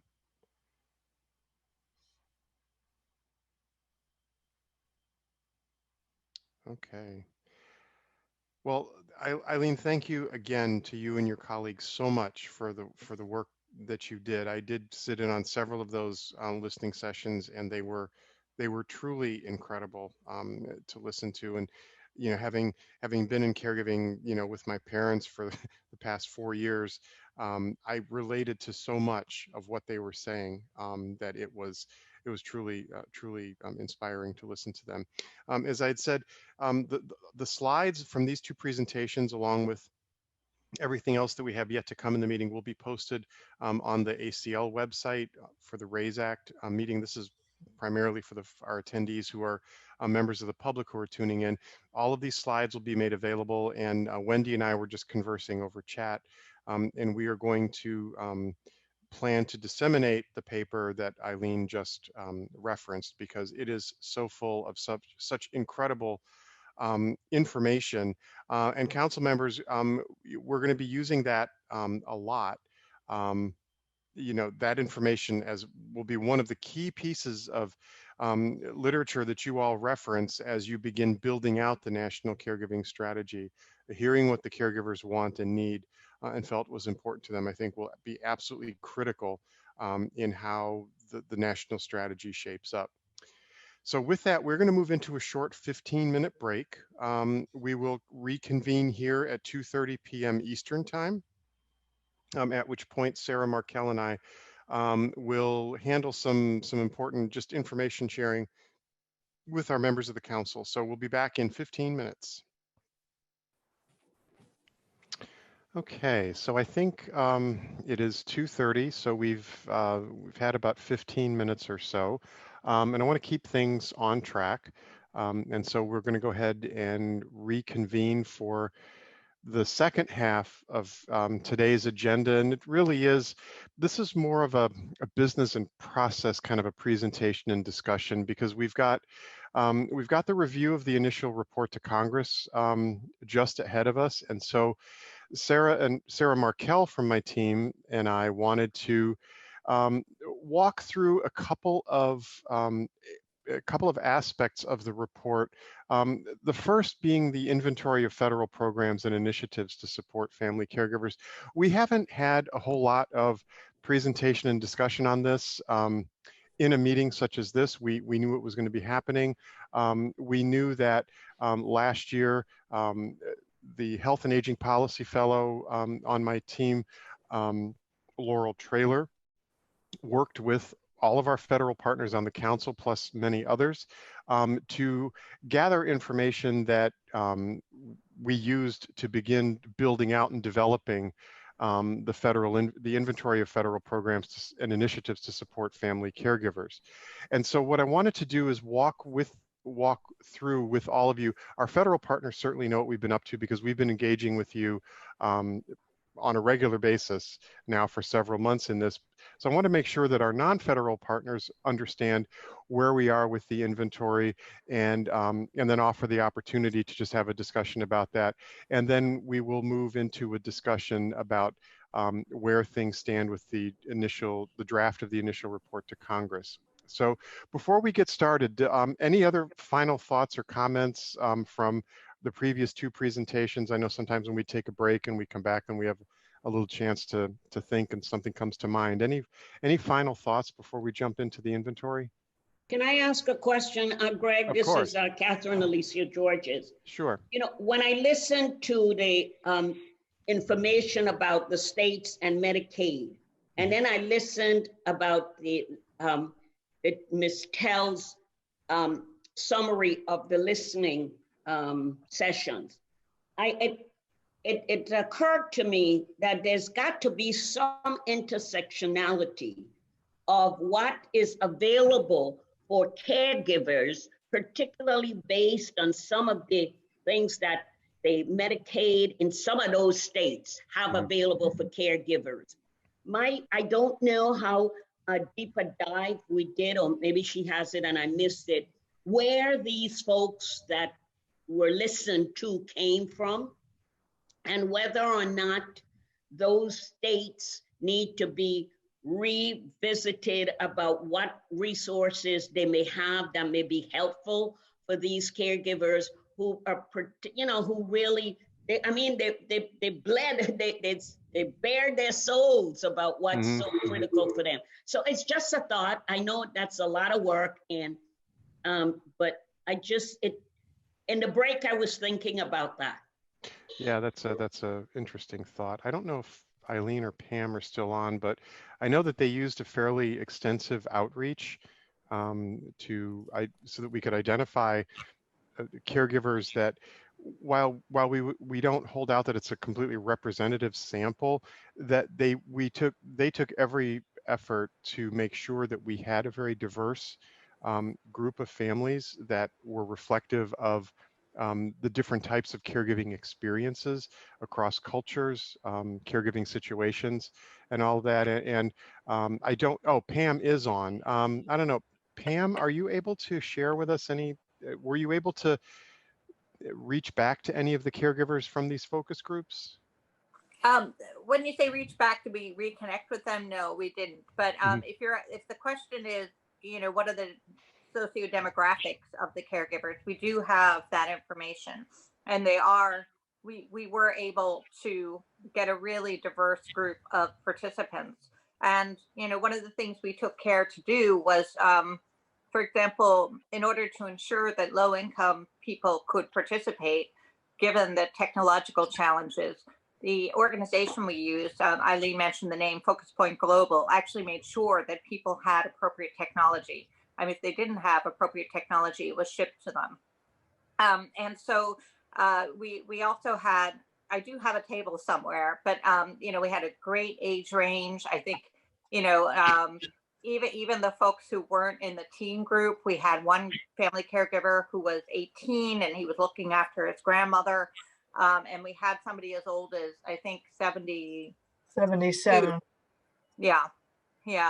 And we did have a really good representation of ethnicities, including not just African Americans, but we had some South Asians, we had some Asians, so it's pretty broad. And also, I think we managed to get people from different geographic regions as well, including urban and rural. So, you can't say it was 100% representative, but we did get a lot of diversity in there.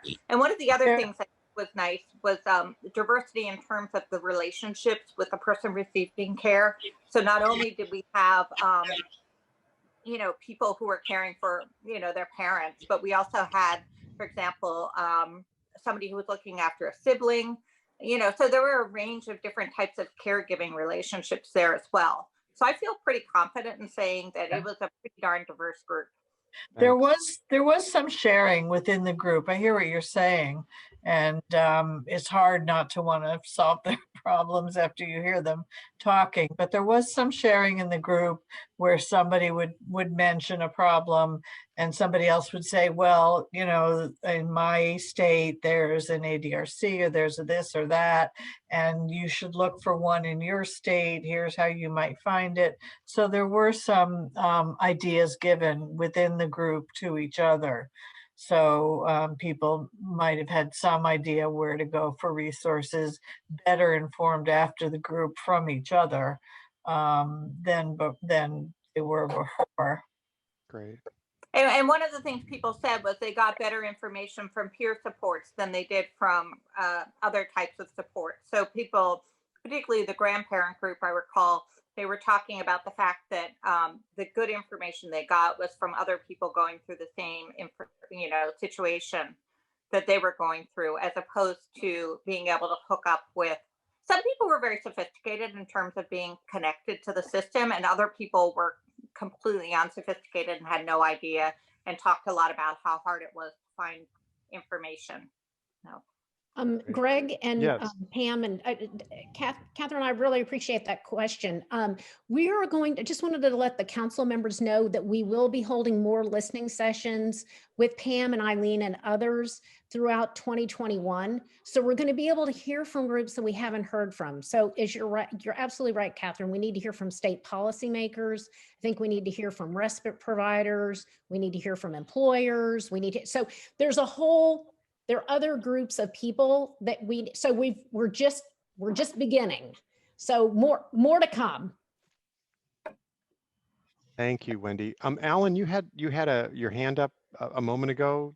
Yeah, if I could just say quickly to Sure. Dr. George's comment, which I think was very important, is we often tend not to look at the denominator when we're looking at these state programs of great to highlight some very good programs. What we really need to know is how many people are those programs touching versus what the need is. Because I think we experience a different story from the listening sessions of you hear the need. And I think we need to crosswalk what's being done with what is the actual need. In all future conversations, Wendy, I think it's important for us to dig a little bit deeper to really understand how many people are being served. Great, thank you. So let's, Alan, oh, I'm sorry. Alan, I couldn't agree with you more. It is really difficult though, right? Through Medicaid. So we know about the Medicaid enrollees, but then do we know for each of those Medicaid enrollees about their family caregivers behind them, which is why I think this council's recommendations around data is so critical so that we can answer things just like what you said. thank you. So let's go ahead and jump into what I wanted to tell you all about the inventory, and I'm really going to be looking to my federal partners here to share with me, you know, any other thoughts that they have on, you know, our work in this area, what you have done, what work you still have to do yet in terms of getting the information back to ACL that you need to, so we can include it in the report. But I want to start by just grounding folks in the language in the RAISE Act that says, you know, there's a section that talks about what the initial report to Congress needs to include, and one of those things is that the report shall include an inventory and assessment of all federally funded efforts to recognize and support caregivers. And, you know, and the outcomes of such efforts, including an analysis of the extent to which federally funded efforts are reaching caregivers and gaps in such efforts. So that's a pretty tall order. But I think we have a really great foundation for that work in how we proceeded. So if we can go to the next slide, please. Okay, so several months ago, and this was, I think it was early in 2020, Laurel Traylor, who was our Health and Aging Policy Fellow, worked with us to develop an information gathering template that we shared ultimately with all of our federal partners, who we knew it somehow had either a very, very defined program, like, for example, the programs at ACL. You know, we have a number of programs that support family caregivers, as does the VA. Others, you know, maybe have initiatives or information sharing efforts. They really covered the range, but we developed a template that we gave to all of our federal partners and asked them to please complete it. And we gave them a deadline, and you guys were amazing in getting that information back to us. But the template included several fields that addressed a broad range of pieces of information, authorizing statute, appropriations, the main target populations, main activities or required activities for each of those. And we worked, this is one of those first connection points that we consciously made between the RAISE Family Caregiving Advisory Council and the Supporting Grandparents Raising, the Advisory Council to Support Grandparents Raising Grandkids. We only wanted to do one inventory that covered the breadth of this, because ultimately everything is interlocked. And so we have the information that we're presenting in this single inventory will speak to both, you know, family caregivers as you all are considering them, but also the kinship and grandfamily population, and we'll have it in one, you know, one place. One of the things we did ask, because we realized that, you know, while we have a great group of federal partners on this effort, it may not be reflective of the totality of all of of what's going on across federal government. So we always asked, you know, you guys, you know, if you could please make sure we've reached out to everybody. If you know of a program or an agency that we may not be aware of, please let us know and we'll reach out to it. And we got some really good leads that way, and some of which we're still following up on. So that was our information gathering process. It was very time intensive. It was one-on-one, a lot of back and forth communication between Laurel, in some cases myself, and Sarah Markel, to really make sure that we were capturing exactly the right information. So next slide, please. So here's what we have. As of December of 2020, we have collected information. On the left-hand side, you'll see who we have everything from. And so we have profiles developed for 9 offices or operating divisions within HHS, so 9 separate entries there. We have something from Department of Education, from Consumer Financial Protection Bureau, Corporation for National Service, and the Veterans Health Administration. And we are also still reaching out to and working with, on the right-hand side, Social Security, Treasury, and Labor.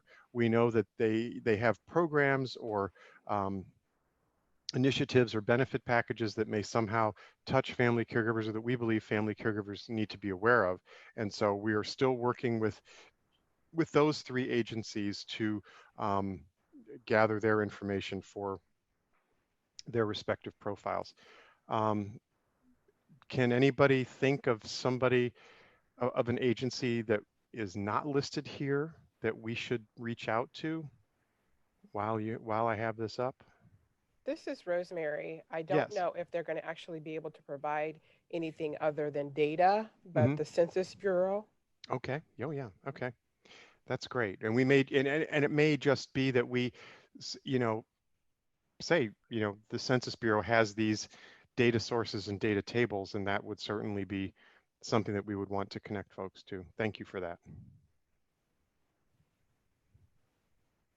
Okay, next slide, please.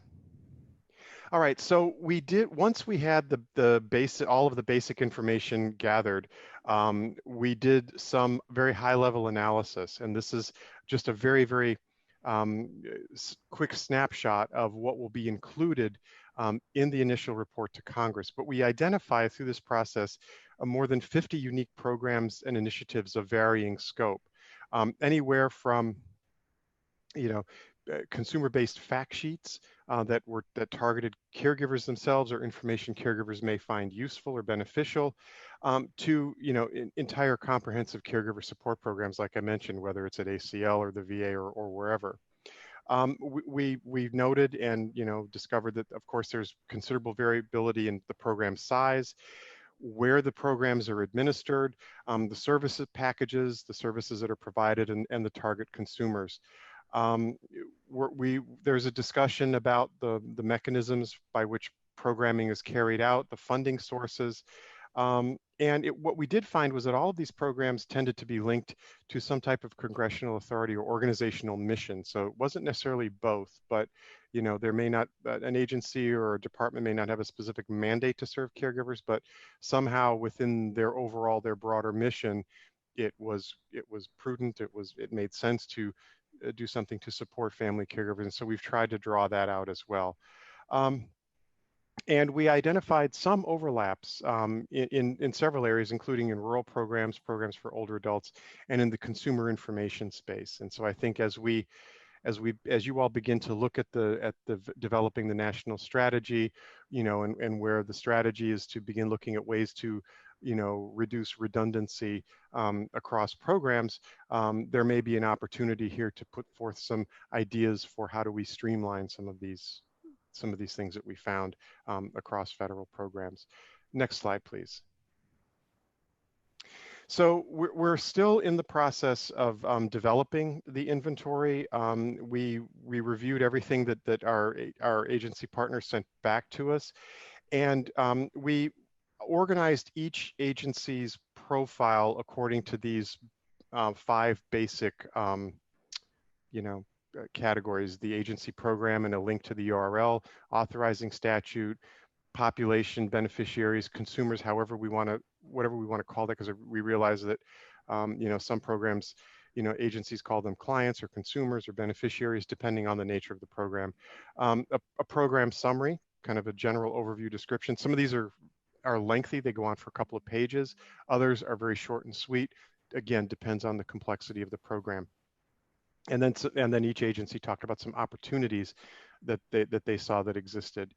In November and December of just this past year, we gave our draft profile documents back to each one of the agencies for them to do an initial review and to revise the content as necessary. And so, like I said, we're still working with a couple to get that back. And so we will continue to do that. Next slide, please. So here's a snapshot of the ACL, of what the ACL entry looks like. You know, we're going to keep it fairly tight and concise. We're not going to overwhelm people with tons of information.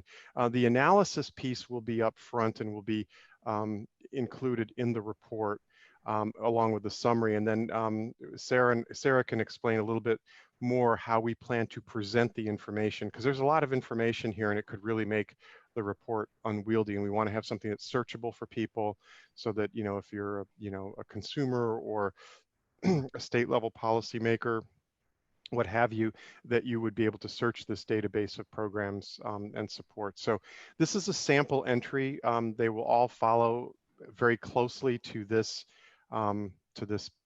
format, where agencies have multiple programs. So for example, ACL, we have the National Family Caregiver Support Program, we have the Lifespan Respite Program, we have our Alzheimer's disease initiatives, and a couple of other efforts. Each one will be listed separately under ACL's banner, and then we move on to the next agency.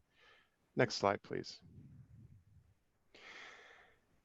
So as I had alluded to earlier, our plans are to include within the RAISE Act initial report to Congress a high-level overview and inventory and analysis of the inventory content. And then we're going to make the actual inventory itself searchable in an HTML, and I have no idea what that means. So Sarah, I may need for you to kind of chime in on how we're thinking about posting this information and making it available to anybody. Sure thing. So what we're thinking is that we want the inventory to be usable by caregivers and people in the caregiving industry and members of Congress, and presenting them with a PDF that we have to update from time to time probably is not the best solution. So what we're thinking we'll do is create an online database that's searchable. And so the text, when you see the report, or when you see the inventory, the text that you're looking at will actually be entered into the database. And then a user could come and search, say rural caregivers, and they might get a mix of results. And our idea there is that as we grow the inventory over time using an RFI, researchers will be able to use it for various purposes, and users will be able to use it. And it just gives us more options over time to make the inventory something that can really have an impact on the implementation of the strategy. Thank you, Sarah. And so, we do want to have a mechanism for allowing easy updates to this, and keeping in mind that this inventory is at the moment limited to federal programs and initiatives. To keep this manageable at the beginning, we will want to have a constant and ongoing engagement with our federal partners to make sure that we have the most recent and up-to-date information. And so we will have in place a process to gather updated information from our federal partners as new programs emerge, as other ones perhaps sunset. We want to be able to keep this database as current and up to date as possible. Any questions? I think this was my last slide. I can't remember. I think it is. I have a request.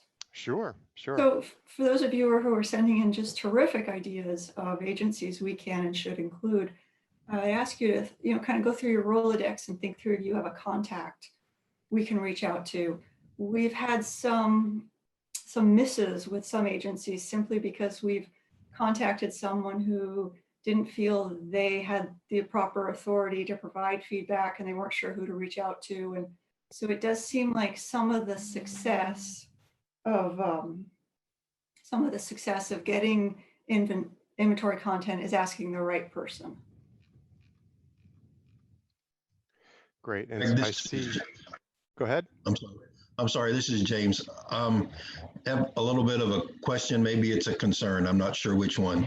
I'm concerned that if you present this wonderful list of things in an inventory of what we are doing to Congress, that they're going to say, we're doing a pretty bang up job here. Why do we need something else? Mm-hmm. I think there's got to be some way of highlighting in that inventory that we're still missing the mark. I don't know what that is, but I just feel like you got a bunch of guys that sit up there that go, what do we need to do anything else for? We're already doing a pretty good job. Mm-hmm. And it's just missing the mark still. Absolutely. And that's in the upfront analysis and that part that's included within the body of the report, we have that opportunity to do that because James, what you're talking about really is, we have a number of programs out there, but we still have gaps, and that's one of the things that is intended to be discussed in the report. And so this, when you all as council members, both feds and non-feds, get into reviewing the report, you're welcome to say, we need something on this X, Y, and Z, and we can see about incorporating that into the report. No, you're exactly right. We can't present this as well. We're all done, and here it is, and everything's great. No, we need to be able to point out the gaps. You're exactly right.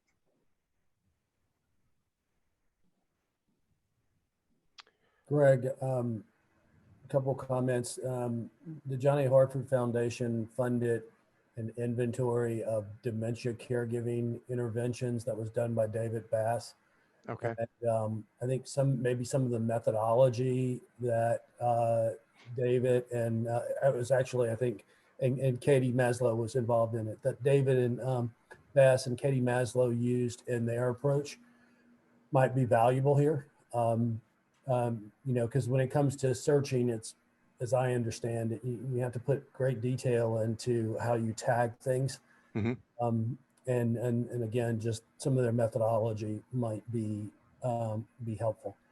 The other comment is, it seems like it's often hard to do these things that are both valuable to the public and usable for professionals or researchers or policymakers. Mm-hmm. And with that said, I'm wondering,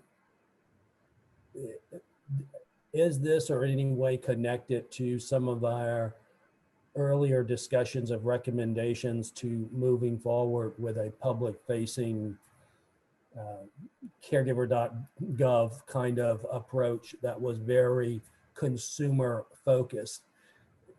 Is this a step in that direction? Would this supplement what happens there, or is there actually no relationship between the two? I actually think there's a great relationship to that, and it's something that as you and I would have to throw it back to the council members, who will be developing the strategy. What is the role of this information that we've gathered? How does that serve as a foundation for some type of a one-stop federal caregiving.gov, if that's what you want to call it, kind of a resource, or how does it establish perhaps the framework for something like that?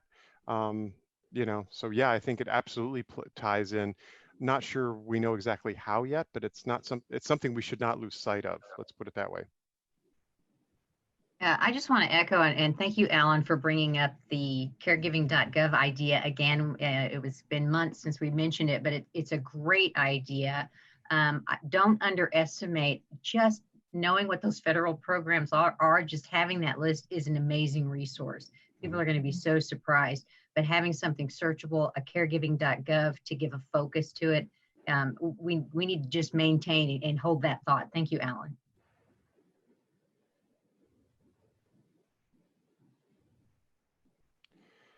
So that's I wanted to just give you all a flavor for what you'll be seeing in terms of the inventory as you get into the review of the initial draft of the report, keeping in mind that our federal partners have done the lion's share of reviewing and helping us fine tune and make sure that we have absolutely accurate and up to the minute information.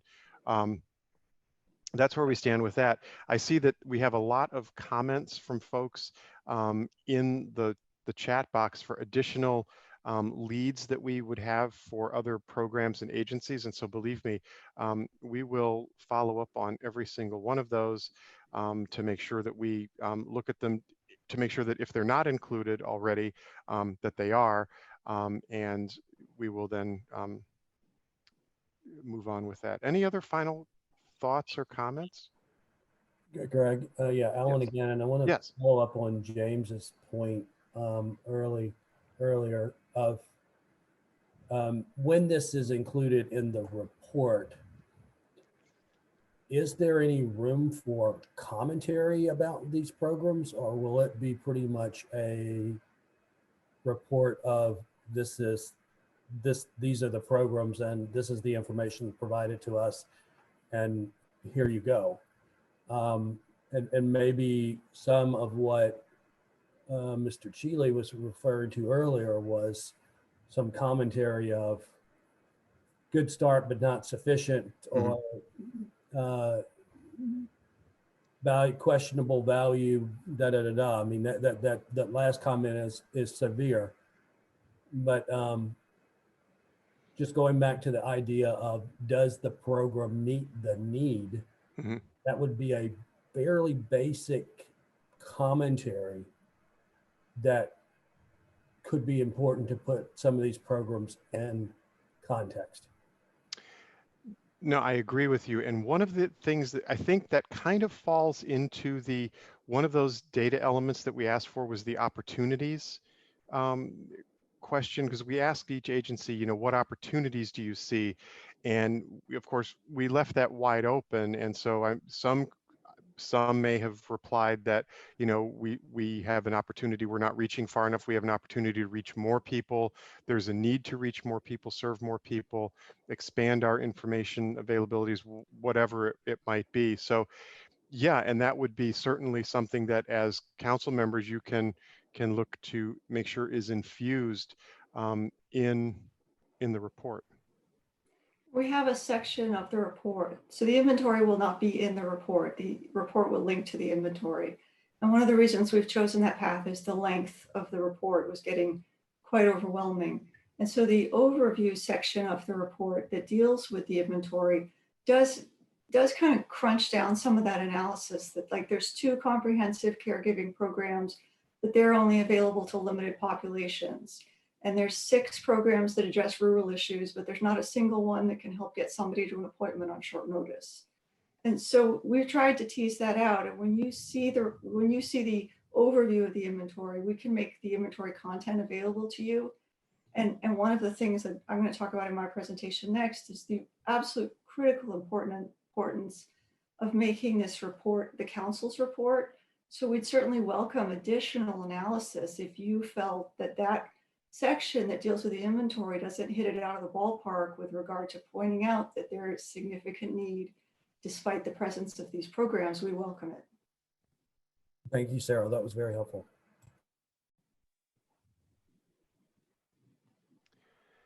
So anything else with respect to the inventory before I turn it over to Sarah to walk folks through where we are with the initial draft report?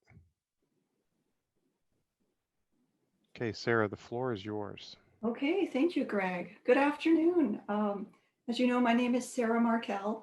7 months ago, we met and I explained to you all the process we would use to pull together the initial report to Congress.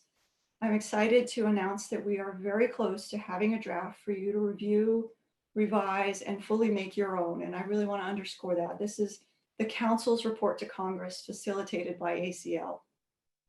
So today I'm going to walk you through the development process, some of which will be familiar. I'll provide an overview of the components of the report, and those are the commissioned works that you requested. And I'll explain how your review will work. And then I'll also provide a little overview of how the report will wend its way through clearance and through our design process into eventual publication.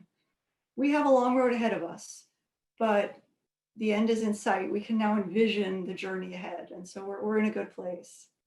So first of all, let's start with the congressional charge.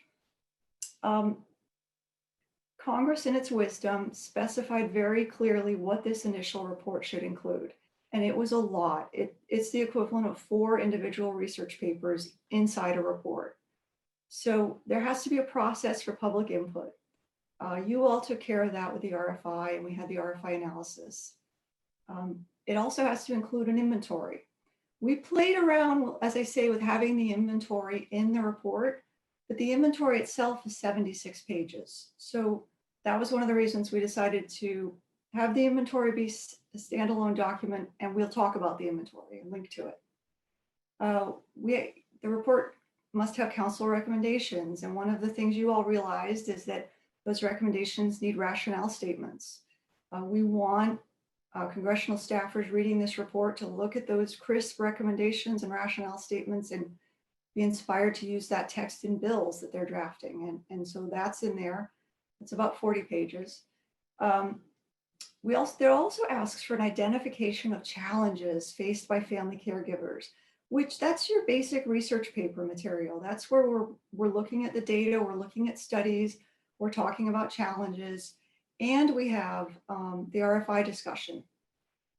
And finally, it asks for discussion on how family caregiving impacts Medicare, Medicaid, and other federal programs.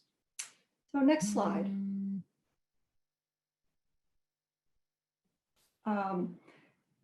So the first thing we did was we focused on getting those commissioned works lined up. And this was a lot of work by a lot of very big brains all pulling together. The first, as you know, was Dr. Nadash's, in their own words, overview or analysis of the request for information. And that's a standalone report. Again, we looked at folding it into our report as almost as an omnibus, but we were just really struggling with length and then the risk that we're putting outside materials through clearance. So we've decided we're going to publish this one on our website and we'll link to it from the report. We have the issue brief put together by CMA. That's already been published. That's available on CMA's website and through NASHB. And NASHB's Medicaid Supports for Family Caregivers issue brief has also been published, and that's available on the dissemination center that NASHB supports. And then the fourth item was that federal inventory of programs to assist family caregivers. So those are our 4 primary source documents that were developed to assist you in developing the strategy and to be used in the development of the initial report to Congress. Next slide. So our development process, going back to the beginning, my first meeting with you, I believe, was in May. I talked about stakeholder engagement. And so our belief is that one of the purposes of this council writing this report together is to bring all of your ideas out into the open and the voices of caregivers and pull them together in an aligned and clear discourse that can then be used for other purposes to move the wheel forward for caregivers. And so what we prioritized over everything else was voices in this report. We listened to every recording of your meetings, and some of you made wonderful comments that you'll see in the report. We released the RFI and we got 1,600 comments. We reviewed the chats. We have some comments from the public that have been folded into the report. We looked at every source or material that you all submitted through the inbox, through other avenues. We looked at the NASHB inventory of recommendations. And then we also solicited input from John A. Hartford Foundation, the NASHB faculty, and some of our colleagues at ACL who are recognized thought leaders in this space. The result is an 85-page report. And if we go to the next slide, I'll talk to you about the elements of that report. It's a lot here. So as number 1, we have caregiver voices. And they will be scattered throughout the report in boxes, and some of them are woven into text, and some of them are used in the rationale statements. We have 25 caregiver stories developed by NAC with photos of each caregiver. We have an additional 25 direct quotes from the RFI that we've placed at places in the paper that can punch up the text, really underscore a point we're trying to make. We have 5 council member statements that I transcribed from some of the meetings, and you will see yourselves in there, and I invite you to feel free to edit those statements because transcribing is not my gift. And we also have 6 statements from caregivers in tribal communities that were solicited as part of the Title VI evaluation. They did a series of caregiver focus groups. And we have a section of the report that I'll talk about later that outlines the needs of tribal caregivers. And we decided to use some of their statements, again, to underscore those points. So those are the caregiver voices. That in itself could be a report. We have analysis and discussion written by ACL. we have a section that is an overview on youth caregiving, and we used some of the findings on the teen caregiving focus group for that. We have a section in response to some questions we've had from external audiences that focuses on international efforts to support family caregivers. We also have a section, as I mentioned, on supporting caregivers in tribal communities. And for that one, we're taking a slightly different approach. We're focusing on the care providers and some of the challenges they've had with care delivery and lessons learned. And we're looking to include some sort of what we wish the council knew about designing and developing programs. And then we have the challenges faced by family caregivers. That is the highlighted issues that came out in the RFI. We have written a little paragraph about each one to really emphasize the statistics and the data and why those are important. Again, thinking of that congressional staffer who may not be immersed in this space, we need to educate them about what these issues are and why they're important. The report also includes overviews, and think of these as sort of a thumbnail sketch or a book report to our commissioned works. So we've got the RFI analysis paper, we have the Medicare brief, we have the Medicaid white paper, and we have the federal inventory. And where we have referenced those papers, we have either paraphrased or quoted directly and cited them, because they are primary sources, and we want to make sure to recognize that they are a separate source from the report. And finally, perhaps most importantly, we have our recommendations, and that's 26 recommendations with rationale statements. Together, this is a large body of material. As I say, it's 85 pages. And so I'm going to talk to you in a little bit about how we will review it, because I don't expect anyone to look at 85 pages. Can we go to the next slide? So the final report, the report you're going to see is just an Arial 11.5 font with, I've used some yellow highlighting to show what will be text boxes, but to keep it very simple. If I left the text boxes in, when you all start to edit, the boxes will jump around. So try to keep it really simple for your editing review. But after the document goes through clearance and it moves to our designers, this visual here is the look and feel that you will see in the final report. And our designers, we use a firm called Beta. And this aesthetic that they use, it's very clean, and it tends to focus on these sort of carefully thought out custom icons. And so one of the icons we particularly loved was the engage icon. It sort of has an atomic fizzy quality. And so one of the things that we anticipate the designers doing is, as they're formatting the report, they'll be looking at the text and looking for places to use these icons, so that maybe a quote from a caregiver that really talks about engagement and talking to physicians and feeling like she's part of the care team, we put that icon there next to it to highlight that important engagement piece. Next slide. Okay, so now this is the important part. Your review process. This is what we've determined the review process will be. We will send the report to the council chairs for an initial review. We're open to breaking up text so that each chair looks at a certain section or maybe just skims it. Our approach is to integrate all feedback. So then the next step would be we would integrate all feedback, and then we would move the report to the council members to review. And what we're going to do is deliver with the report a table, like an index, that shows where certain concepts are discussed in the report, to make it easy for people to choose what section they want to hone in on. And we also will leave some flags in the document for sections. Like, for example, I have a couple of paragraphs about assessment. We'll leave a note for Rhonda Montgomery to please review and set us straight if we've gotten any of this wrong. After your review, we'll take it back and we'll clean it up. And that's going to be a process, because we'll have to reconcile multiple voices. And one of the reasons we're using the integrative platform is so that you will be able to see the edits of your fellow council members and perhaps pick up the phone and initiate a discussion, or perhaps work together to figure things out, because it could be that we have a lot of text that we have to reconcile. So we'll figure that out in real time, and we'll make it work.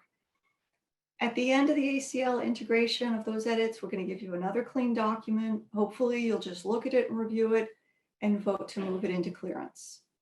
And then the real work begins, but not for you. You will take a break for a while. And can we get the next slide, please? I'm going to take a pause. I'll fill you in on clearance in a few minutes, but for right now, I just want to talk to you about the actual nuts and bolts of your editing. As I've said, your editing will be collaborative. You'll be in the document, and you'll be able to see what your neighbors have said. You also may be in the document at the same time as someone, and you'll see their name moving around and where they are. I really want to encourage you to leave a question for a colleague, call someone, initiate a conversation through email. We really want this collaborative voice that you bring to be reflected in the report. And I'm not sure it's there yet, but we've certainly tried. In order to edit, you will receive a link to a secure platform. There's going to be some sort of instructions to help anyone who needs assistance. I'm not familiar with what those instructions will look like. But for the fourth bullet here, ACL can provide assistance to you by phone. I know not everyone wants to go into SharePoint and type with a neighbor. That's just not how everyone works. And so if for whatever reason, anyone, hopefully not all, but that's fine if it is, all of you want to call and perhaps just talk me through what you'd like your edits to be, I can certainly be a transcriber. Greg has volunteered to do that, and it might be better for Greg to do some of the ones that are more technical, but we are here to support you. And Sarah, let me add on.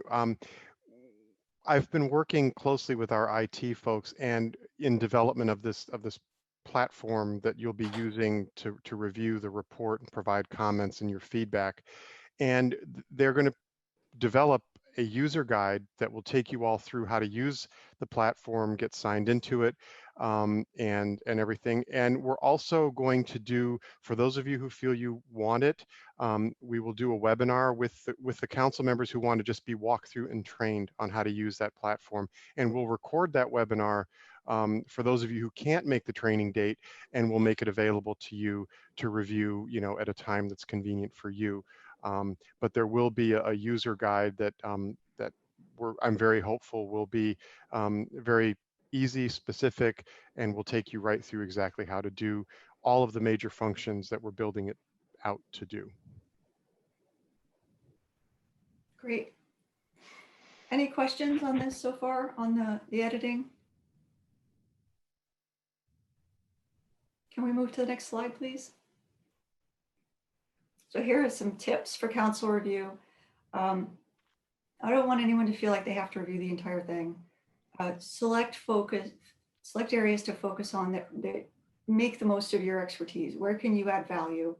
As I say, some sections will be flagged. Just to call out the assessment section, we wrote it based on some studies we looked at and modified some existing text on another ACL document. We would welcome an expert to go in and make sure we got it right, and that's the value you add. I really want to encourage everyone to use track changes to make edits. You are the notional author of this report, and so getting that voice and that tone right is important. And then to the extent possible, and this might not be an issue with this group, but it's happened with other groups, prioritize editing over commenting. And the reason for that is you are the experts. And so if you leave a comment in the report that says, this would have been so much better if we'd used that 1982 study by Jones, we don't necessarily know what it was about Jones's study that was helpful. But if you go in and try to make the change and leave a note explaining, here's what I'm trying to do, we can clean that up and make sure we can circle back with you, make sure we get it right. So feel free to jump in and edit that text. It's there for you. If you have a larger discussion, like you feel that maybe, gosh, we really haven't said enough about referrals. We actually don't say much about referrals, I'm gonna be honest.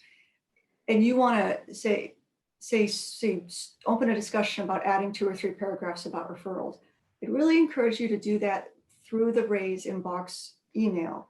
And the reason for that is some people are gonna go into the document and make their changes early, and they may never come back to it. And so they would miss your comments and good ideas.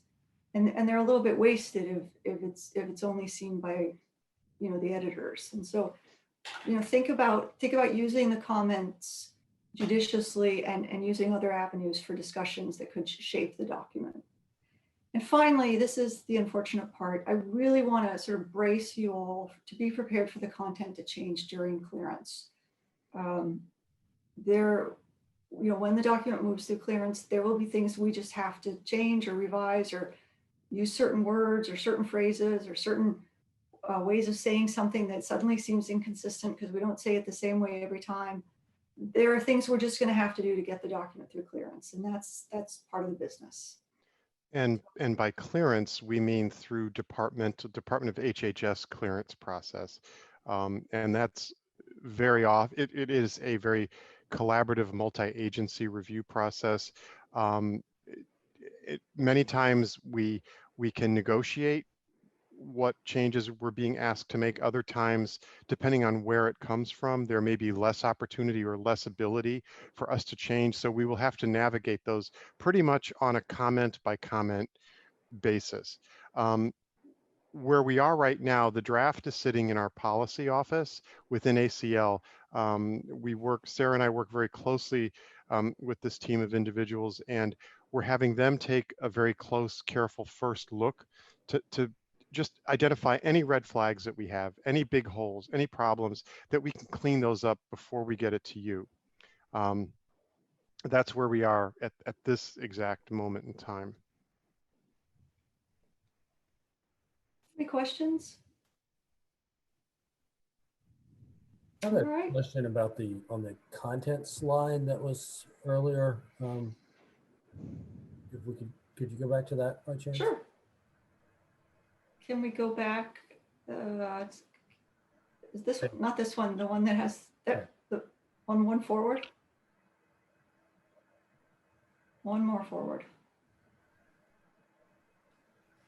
Is it the elements one, Alan? Yeah, where it had all of the different components or elements. Yep. Lots of colorful bars right there. Yeah. So like everything I'm seeing here, I just have two questions. I fully believe we need to call out the importance of needs of subpopulations.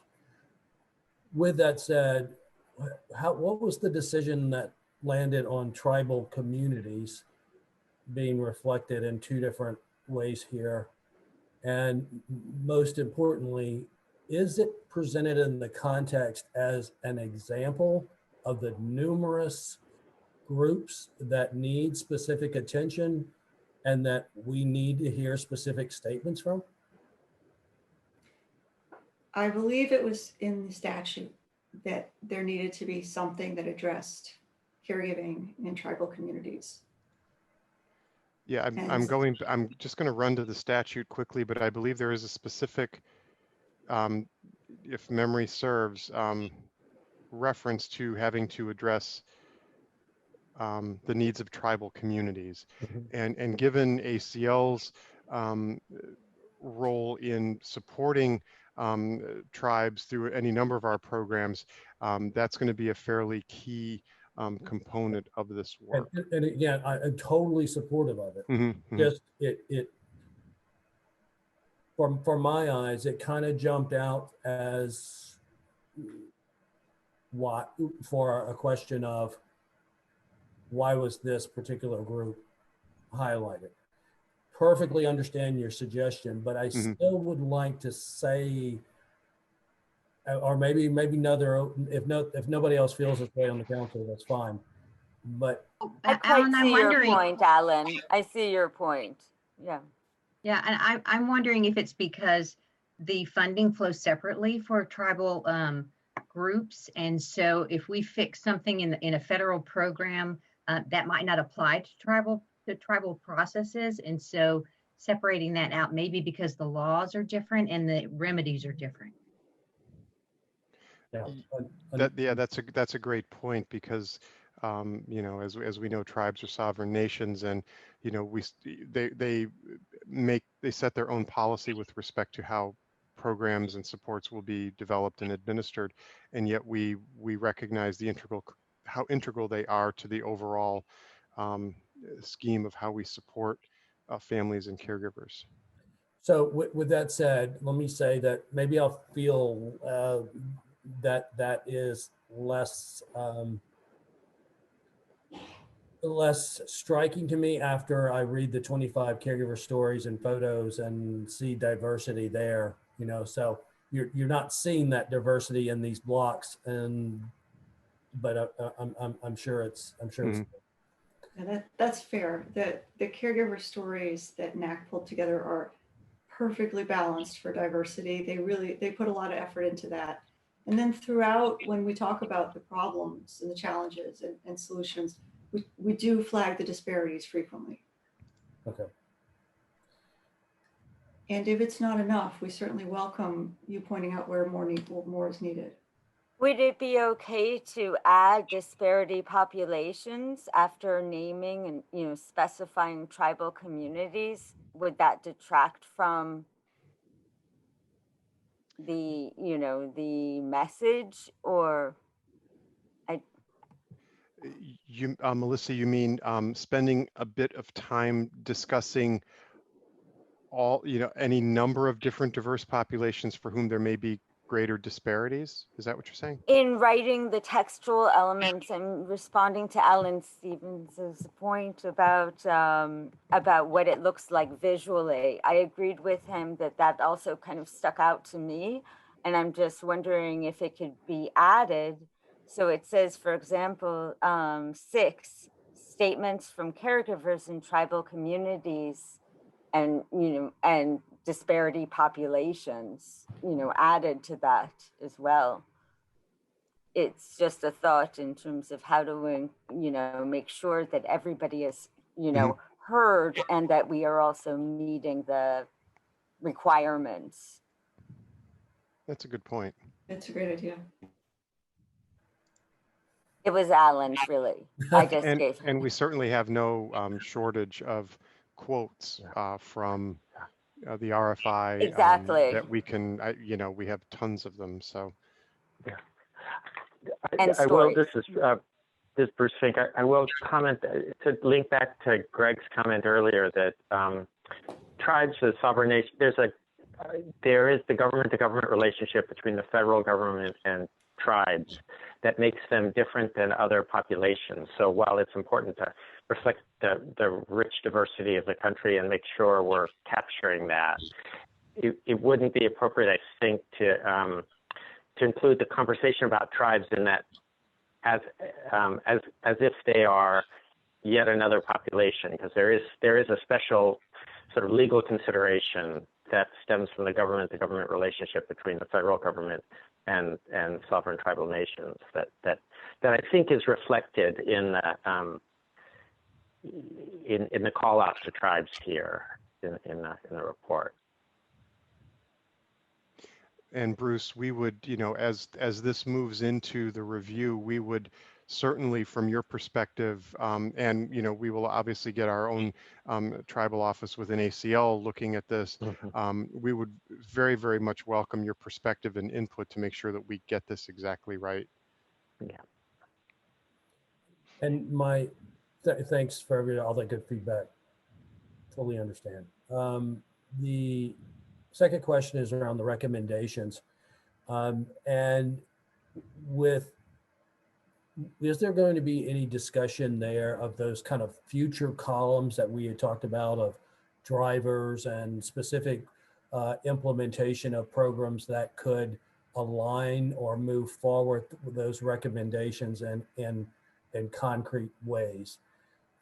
And so I'm not sure if this is the report for that, but I would hope we would even at least reference kind of a more to come because that's based on some of the feedback that I've gotten from colleagues about our recommendations are that they lack the implementation, direction, or consideration of how to move things forward.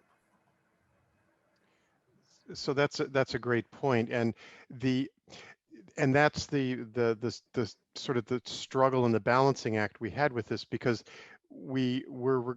Congress wants us to develop this report that includes recommendations, and then they want the national caregiving strategy. And normally when you see recommendations, you usually see a series of concrete action steps underneath each recommendation. How are you going to operationalize and achieve the goal that's articulated in each recommendation? The rationale statements that are developed for each one, and Sarah, correct me on this, begin to tease at or suggest, actions under this recommendation may include X, Y, and Z, kind of very broad brush ideas, but the real detail is going to come in the development of the strategy, which will use the 26 recommendations as its basic framework. And that's where the true operationalizing will be, both for federal, state, communities, what have you. And the conclusion of the report and the introduction to the recommendations talks about how these are broad, overarching recommendations, and the council is now actively working on action steps to be carried out by different entities to create a strategy that will bring these recommendations to life. So it's in the context, it's very clear that this is just maybe the appetizer. The main course is on its way. That's great. Thank you. And you guys will be working on that when this is in clearance and published. So, and in truth, by the time the report comes out, you'll be probably a third of the way to completing the strategy. And so you may have work products that you're putting out there in a blog, that we're mentioning. And so it won't seem as if we just created some recommendations and then ran home.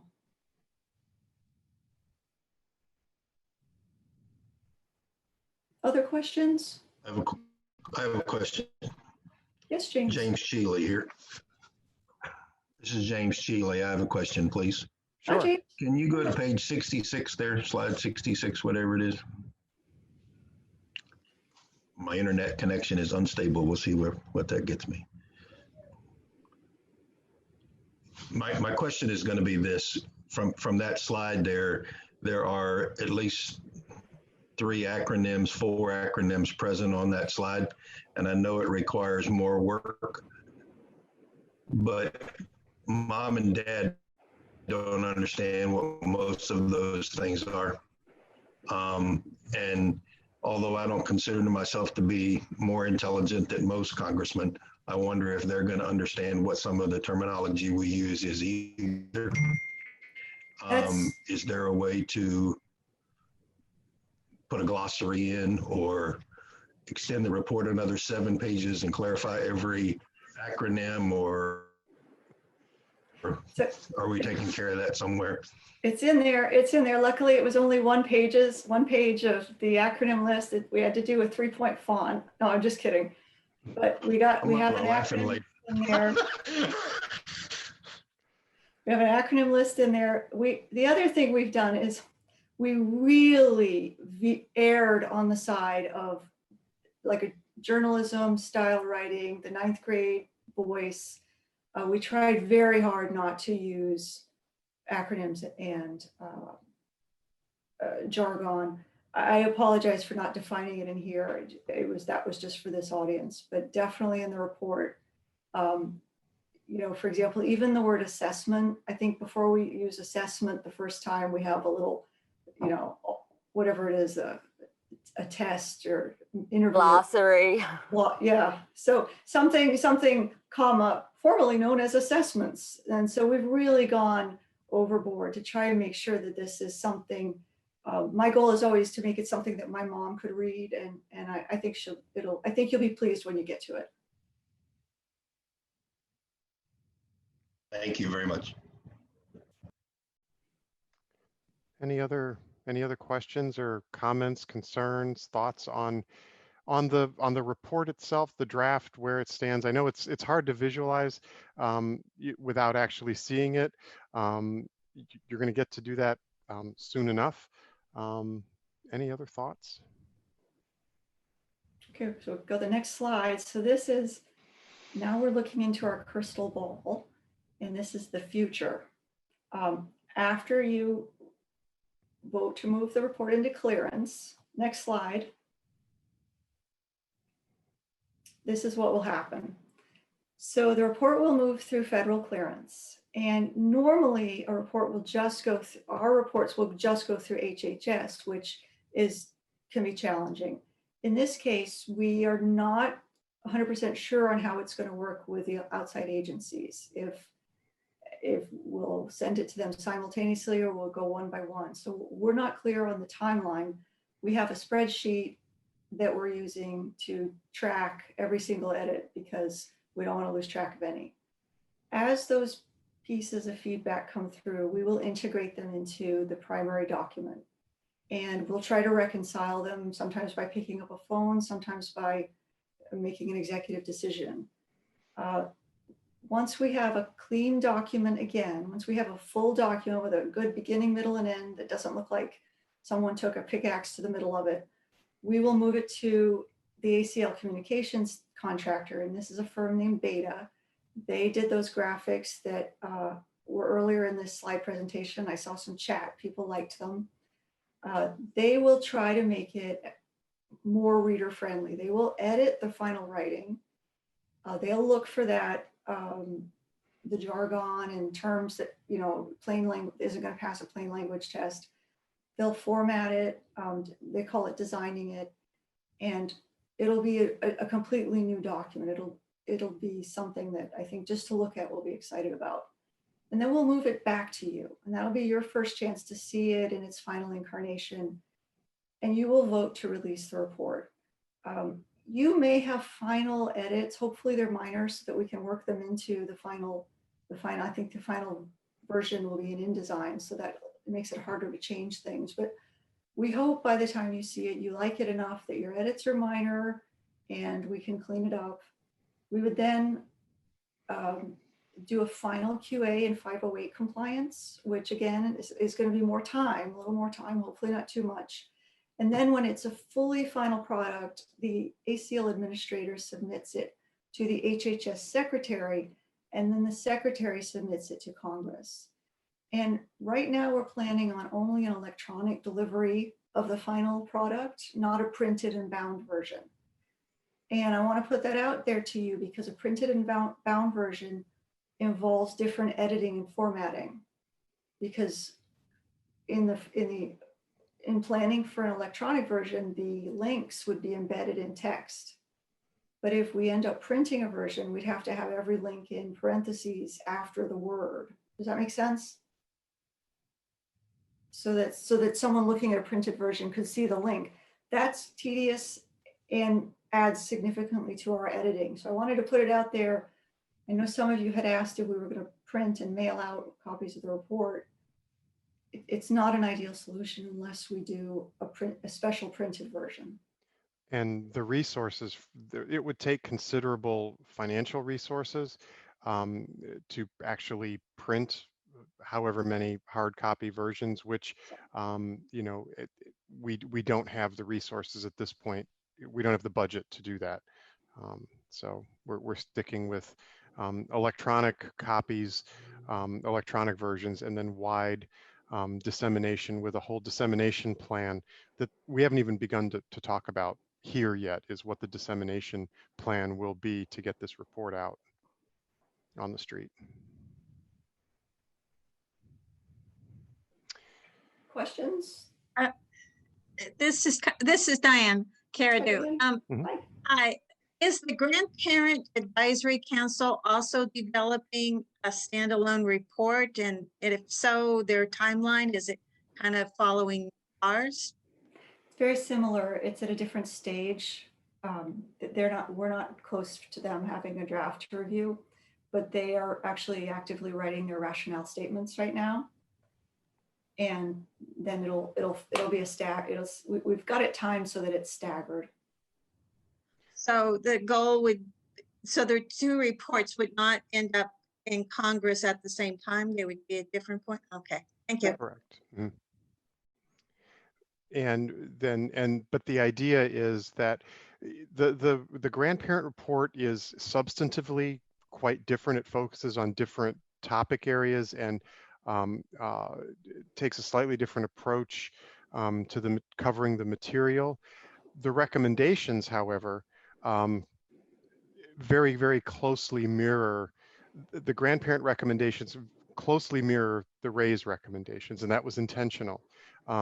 Because what we are hoping to do is when we begin developing the national strategy, and I think I alluded to this back in November, we want to do one national caregiving strategy that speaks to the breadth of family caregiving and how we support family caregivers from all types of situations.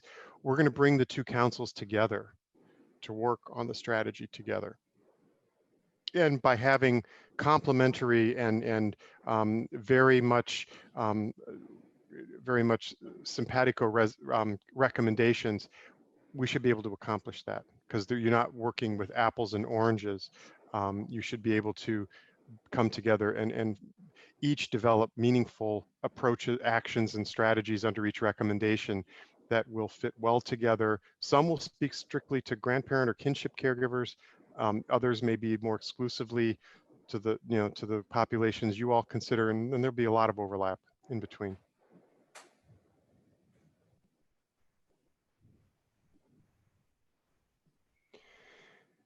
So, with that, we're nearing the end. I wanted to kind of give folks a sense of the timeline. So our hope is to give you all access to we're making some final tweaks to the custom platform that we talked about, the actual environment in which you will review the report. We're making some final tweaks to it, and our IT folks are developing the user guide. We hope to have all of that wrapped up within the next 2 to 3 weeks. Hopefully less. They're very, very close to it. For each of the council members, you will be receiving an email from the RAISE mailbox with an agreement that you would need to review and sign. It's an acknowledgement, like a terms of behavior kind of a thing, because this is technically will be a government website that we're giving you access to, and we're going to create a user account for you to get into that. There will be an optional training, like I mentioned. It'll be a webinar that you're welcome to participate in, and then it will be archived for you all to take a look at afterwards, and then the user manual that will accompany that. It is our hope and our goal to have the report available to you so that for your regularly scheduled February subcommittee meetings that hopefully are on all of your calendars, that you can begin to have your initial group discussions and review of the report. In those subcommittee meetings, at least come together in your respective topic areas for your subcommittees to begin reviewing the report, sharing your reactions. The nice thing about the platform that we've developed, the environment that you'll be in is, for example, for a subcommittee meeting, all of you could be in that platform at the same time working. It's going to be very interactive and integrated. So we hope that will help facilitate conversation and review. We're looking, hopeful, depending on how things go, and we're in kind of uncharted territory right now with a transition in administrations. We don't know how things will slow up, how many of our federal partners will switch as a result of the new administration coming in tomorrow. We're hoping to have a full council meeting in March. It's still, I think it's a little too early to commit to that yet, but we will work with the co-chairs, with Alan and Nancy and Casey, because they're going to take a look at the report, and then we'll see where timing stands for this. But we're hoping that around the March timeframe we might be able to have another full council meeting to come together, as a group and really process through the draft report. Any questions?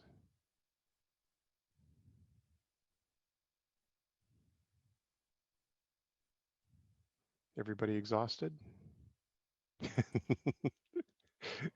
Okay, I know it's a lot, but we're really at an exciting time. We're really at an exciting time right now. I've read. I can't tell you how many times I've read through the draft report. I'm kind of biased. I think it's really good. I have to really take my hat off to Sarah Markel, to Lori Stahlbaum. The two of them have done an amazing job of pulling this together, along with our contract support team, Clay Adieli in particular, who's done a lot of analysis and summation of certain elements of that report. I just have to really take my hat off to the team, because it's been a fun process to work on this, and I think hopefully everybody will be relatively pleased. So. It's very exciting. All of the time. It's very exciting. And and we're not going to let you rest, because once this report moves into clearance, we are turning our attention to the development of the strategy. In fact, we're beginning within ACL and NASHP. We are beginning to lay the groundwork now for your efforts to develop the national strategy. We're going to definitely be getting that driver diagram that you all worked on. That thing's coming screaming back to you, because we're going to be drawing from that quite heavily, but also there are a number of other resources that you'll be using to begin developing the national strategy.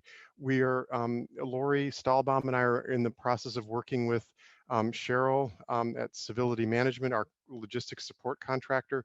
We're going to bring in a senior level analyst position for a time to help us begin to pull together all of the information that you all will need, so that it's easy for you to reference as you begin developing the national strategy. So it's going to be things that NASHP's developed, documents that we've pulled together. We're looking at a couple of different models for what the strategy might look like. Of course, we have the NAPA plan and that framework, which is really wonderful.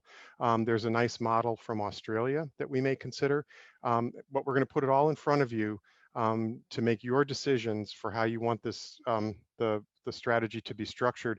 And then we will work with you every step of the way in both subcommittee meetings as well as full council meetings to actually begin to build out that strategy. It's a complex process with a ton of moving parts, but it's something that I think will come together. And I think in the end, we'll have something that you all can be really proud of. Greg, this is Nancy. Yes. When is the report to Congress due? Well, so the statute said that the report to Congress was due 6 months after the passage of the act. So that's, we're past that date. However, this is a very, very complex piece of work. And given the requirement for public input and for consultation with multiple stakeholders and entities, and just the review and clearance process alone, because it's a government report, is something that takes a while. So we aren't looking at a specific due date, but we're moving things as quickly as we can within the context of the environment that we're working in, which is the federal government. In the midst of a transition in administrations, there are multiple things to keep in mind as we do that. So there's, we're going to get it out as quickly as we possibly can.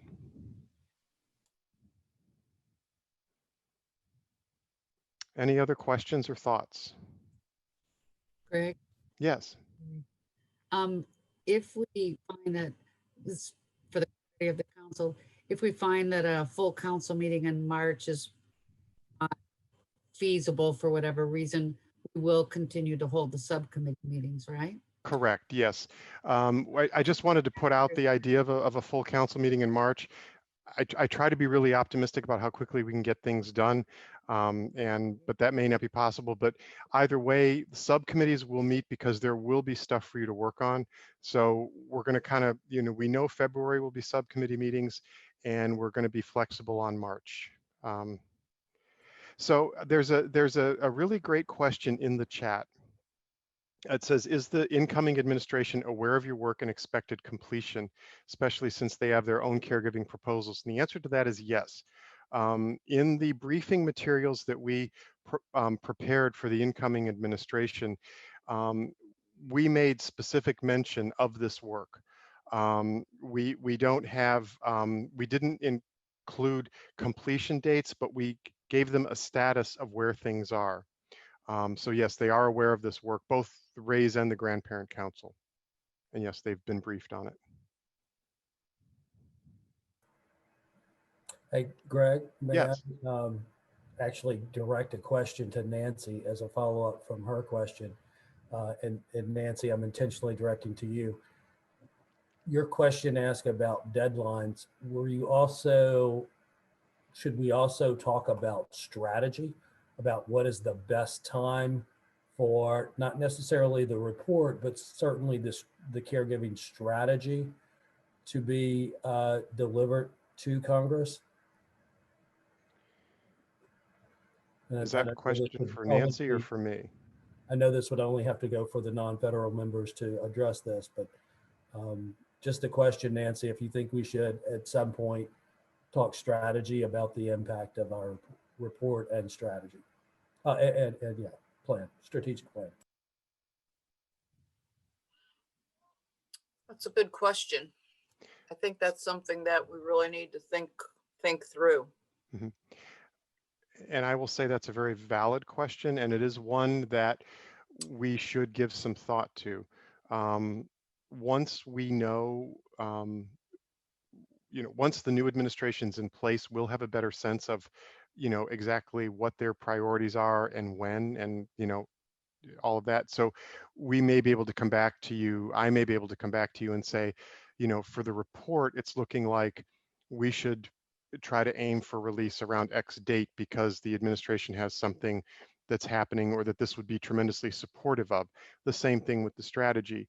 When we're developing when you all are developing the national strategy, and that's something all of us will have to keep in mind, there may be actions or particular initiatives that a federal agency wants to include in the strategy that is something that they know is coming, that they can announce, because then they can use that the rollout of that to say, point to the development, to point to it on the national strategy and put it in the larger context of how this agency's new program or what have you, fits into the broader national caregiving strategy. So there's a bit of an art to timing this, and we will work with, of course, within the department. A lot of that will be, guided by the department and what happens much higher than me. That's great, Greg. And I was afraid that y'all's hands may be tied with some of that, but I'm glad to hear that y'all can also help us in that way too. Position. Yeah, we can help with with a little bit of just strategic thinking about it. Absolutely. Anything else from anyone? This is Lisa Yes. from CDC, and I just want to say too that I think echoing when the report comes out, all of us, other agencies can help promote it as well too, to make sure that it gets attention in all of our newsletters and with our grantees and et cetera. So. Yeah, exactly. And, we expect, the stakeholders that we've been engaging with right along to develop the report and make sure it's informed. Absolutely, they're going to be part of our dissemination strategy as well to make sure that the word gets out far and wide that it's been released. Well, listen, it is great to see everybody in the new year. I'm excited about 2021 going forward. I think we've got a lot of great things ahead of us. I want to thank you for your time. Stay tuned for emails from the RAISE mailbox around getting council members access to the review platform, to the forms that you'll be asked, to the agreement forms to access those, that you'll be asked to sign to complete, and then for training on that. And you will hear from me as we get closer to getting the report ready for you to begin reviewing. You'll be hearing from me about that as soon as we have it back from our internal policy review. So with that, if there's nothing else, we can go ahead and adjourn for the day, and have a great rest of the month, and we'll talk next month in subcommittees. Thanks, Greg. Thank you. Thank you, Greg. Thanks, Thank you, guys. everyone. Thank you. Thank you. Thank you. Bye.